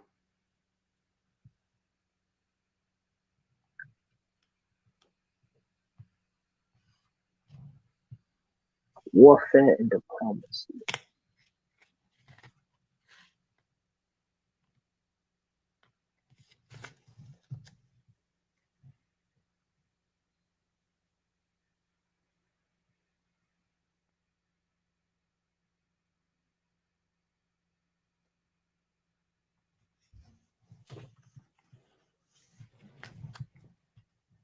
You at the beginning of the chapter? No, man. Let me see where I'm at. Nah, you ain't got to. Um, I could just share my. Let me see if I can. I just share my screen. yeah, share your screen. All right, hold up. I probably can find it as soon as you share your screen. All right, hold up. Cause you know what I'm saying. I don't know what you trying to say, nigga. What is you trying to say? The hell you trying to say about me? All right, let me go to my library. Switch over. Boom. Uh-oh. What you doing? My books. She My spelled out 2 or 3,000, or she put it in like numbers numerically. It is in,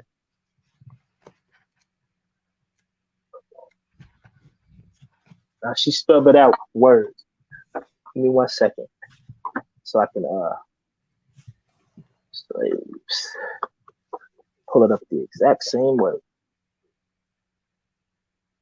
All right, let me join to my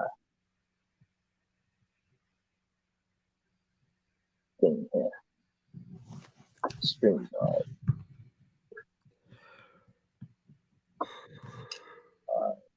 So you can get on out of here and go back to your sad piece. Shit. Stop again. All right, I'm adding. Alright. Share screen.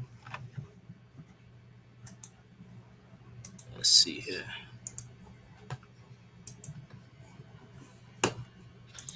Can you see? Hold on, I gotta put it on the screen.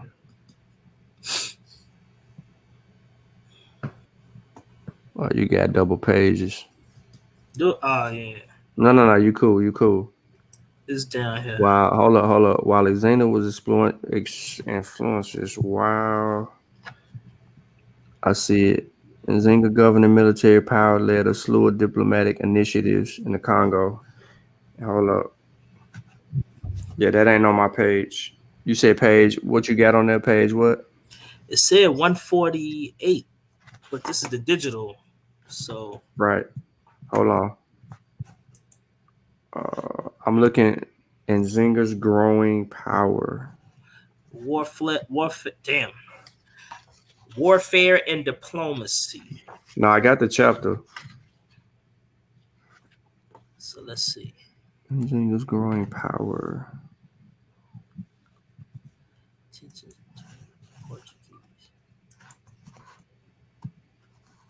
So it's gonna be a part to say alliance with the Dutch in bold. Go to the next. Okay, but before alliance with the Dutch.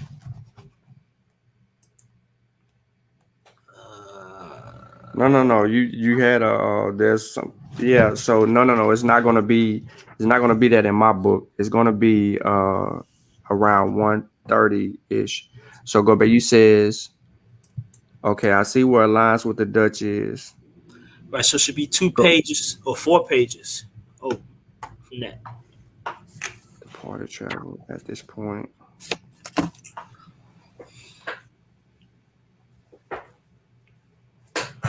You said 4 pages after the alliance with the Dutch. It should be because look, I only got to Yeah. scroll The Dutch one, were not two, prized of Nzinga. To create a coalition, Nzinga had to bring on board the Mbandu leaders. Nzinga also was putting in pieces of plan of action. At the same time, Nzinga spies of Dembo, while Nzinga was extending her influence beyond Mataba. Although move would direct the Congo, the situation in January, while the Portuguese tension, I'm getting there. Shoot. Oh, and her footnote I think goes back to that same guy. So she quote the Peter Mortimer too. And Nzinga growing, yeah, so it's 138 for me. And Nzinga growing power led to diplomatic initiatives in the Congo. That's where you are right there on the right hand side. Yeah. But then it goes to 139 and it says there's 300 to 900 miles. So I need to go back a little bit. And it says at the bottom of 138, Undoubtedly, Nzinga's military success was forcing Garcia, the Portuguese, and the Dutch to reassess their dealings with her. Portuguese officials had conjectured that more than Dutch troops in the area had disastrous for Garcia consolidate the inroads of Angola. Right? I definitely see Garcia. Let me see. And then Dutch West Indian officials Dutch West, and while the Congo reluctant to jeopardize the relationship they hoped to build with Nzinga, one report from Luanda noted that Nzinga controlled an enormous region that stretched from the borders of Luanda to 300 leagues, about 900 miles, which is what you read, and between 2 and 3,000, and that inland, and that between 2,000 and 3,000 slaves per year came from her lands. The There you report go. went on to speculate that she could potentially supply the Dutch with all that we need. And we see the source she quoted. Okay, so potentially. So now it's number 72, which would be Same the guy. Mortimer guy. Okay, all So we right. got to go into him. Yep. So we got to go into him. So, but this 2 to 3,000 slaves now draws a flag, because why would it say 2 or 3,000 slaves, but then the other article projects 13,000? Translation issue. Somebody got a translation issue. And then so that would be the point of contention then, right? The translation. Okay. Well, even 2 to 3,000, a lower number, a more believable number, is consistent with most, not most, but some slave trading kingdoms. Mm-hmm. That's acceptable. Because 13,000. Nah, she wasn't booming like that. I could believe. But she said this. You talk about 300 miles, and she's saying there's at least 2 to 3,000 slaves within a 300-mile radius. That's more believable. You feel what I'm saying? Think about 300 miles. 300. That's a lot. That's a lot of miles to cover. And someone to say, well, we might got 2 to 3,000 slaves. Well, it says But then, 900 miles. hold on. Let's do the math. So let's say this. Let's say that this is hypothetically speaking. Let's say the source was actually saying, because of the 2 to 3,000 slaves per 900 miles, about 900 miles, not 300 leagues, but about 900 miles. Okay.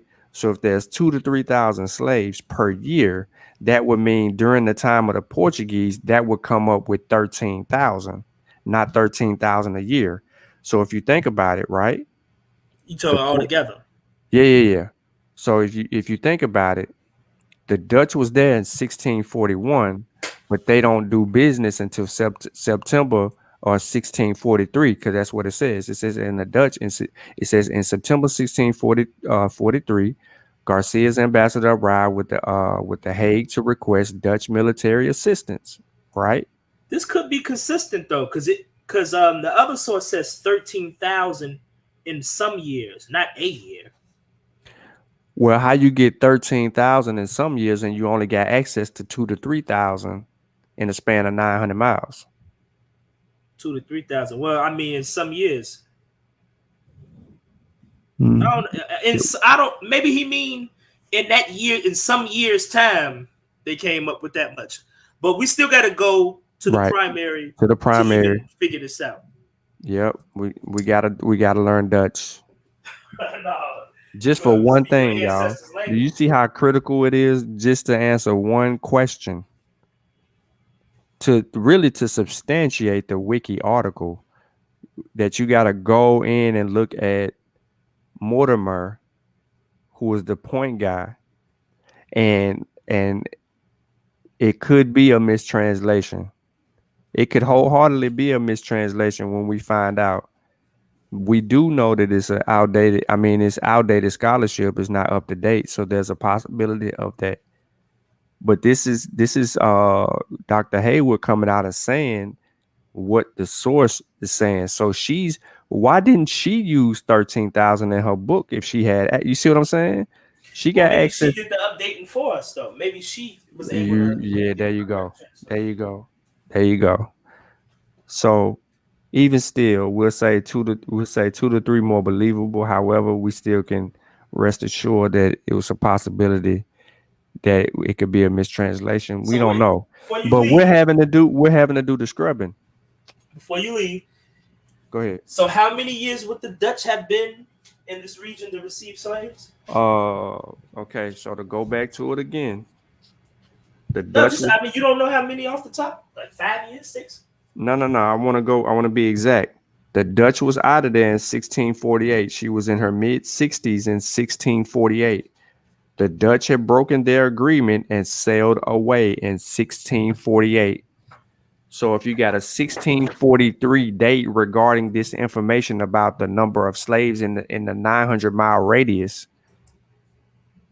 So that can be consistent. So if you get 5 years and you mhm, get 2 to 3,000 slaves yeah, then in it's 5 years, 13,000. But see, you coming up with a total though. yeah, that makes sense though. A total of But they're 13,000. saying 13,000 per year, I don't believe and that. then on the show they were saying 13,000 per year, and basically saying that over her whole rulership. Let me ask you a question. What kingdoms? There probably are some kingdoms that had that many, but what kingdoms would have 13,000 a year? Is that too high a number? I mean, Bro, that's a lot. yeah, that is a lot. That'd be 100,000 slaves for 10 Right. years for somebody. And especially how you're defining slaves from the world, from African worldview and their caste system. I think I'm gonna go with that number. I think that woman probably updated his scholarship because that seems consistent with what we find for slave traders. 3 to maybe 5,000. Maybe the most would be eight. You know. So yeah, we gotta be careful with our scholarship. Right. But at the same time, when they said that 13,000 a year, you said you was over there doing the math. That's damn near a million people. You see what I'm saying? And then it comes down and we cut it down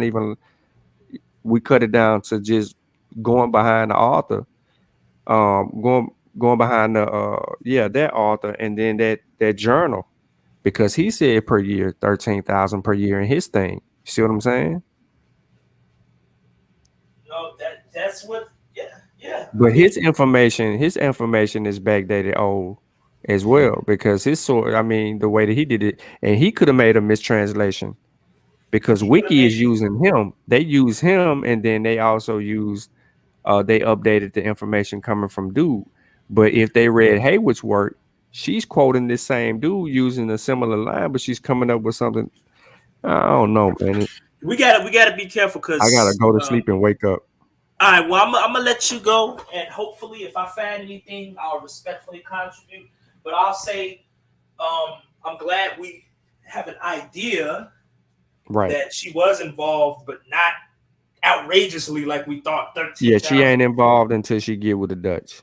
Well, I ain't gonna say that she wasn't involved till she get with the Dutch, because she could have been doing business to get guns by any other means during her fights with the Portuguese, because she was realigning herself with former foes and making new alliances with people who may have had who had involvement in raiding her people and enslaving her people. You see what I'm saying? Oh,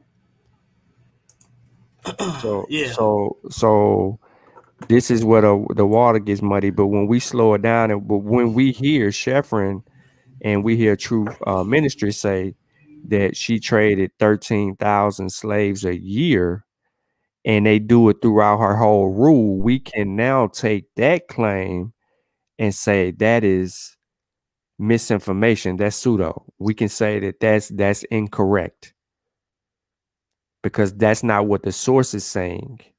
The source is not saying that she traded away 13,000 slaves a year during her kingdom.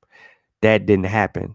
They are specifically referring to the Dutch. Now, the Dutch presence was there in 1641, but it would take 2 years, which is 1643, before they actually would move forward with any type of alliance. So in 1643, we look at 1643 to 1648. We look at potentially 4.5 to 5 year span. I say 4.5 because we don't know which month, right? We don't know which month in 1643 that they plea up. I mean, we can go back and look at that and be more specific, but then we don't know which month that they actually leave. We can do that and be more specific. So I'm generalizing here to say 4.5 to 5 years. There was some type of arrangement, but we don't know if it was consistently that. So we got to deal with what we got to deal with, and that's pretty much the route we have to take when we're cross referencing. At the end of the day, we qualifying sources, and you can get a headache from trying to qualify a source. Man, especially when they're obscure books that you can't find online, and you got to actually go to a library. Man. Yep. Yeah. So, man, look, I appreciate you, Fortune, for jumping on. You know what I'm saying, and kind of digging in that. Even bringing up that, because I never seen it. You know what I'm saying? I didn't read the wiki article. I didn't know if it was really wiki that they was reading from or whatever. I know Unc had mentioned it, but I never decided to go to the wiki. So just looking at that and just dealing with the numbers and then, you know what I'm saying, going back over something that we already read and dealt with, and you know what I mean, and just revisit it again, and then looking at seeing what she says versus what dude says, and then what the original says is going to be the journey. Because now we will get the truth once we get it. Well, I can't necessarily say we get the truth, but we'll get what this guy claimed it to be. So if it was a mistranslation and the scholarship was updated, which would be more relied on by Heywood, then we can come to an honest conclusion. But we can now throw out 13,000 slaves a year since her rule, which was claimed on an initial show. That was pseudo. We got to get down to the bottom of that. Right. But all right, man. Don't work too hard, bro. I'll catch y'all early in the mornings, man. We'll be right back at it, man. So all right, y'all look out for the Mossy movie night, man, where we do movie reviews. We've been talking about it, but we're gonna get it going. Yeah, we've been talking about it, but he ain't decided to do nothing. That's Kofi. He didn't let me come on. He having all the people, Baba Haru and Gozi, bro. Alex Jones. Kofi He got all these on people you, on bro. his show. He waiting on you, bro. He had Alex Jones on his show. Black African power and spaceman. This dude a fool, yo. Yeah. But all right, man. I'm gonna end it right there, man. And I'll catch y'all tomorrow. Y'all enjoy, man. Cinema Motel. Peace out. All right, Fortune. Peace.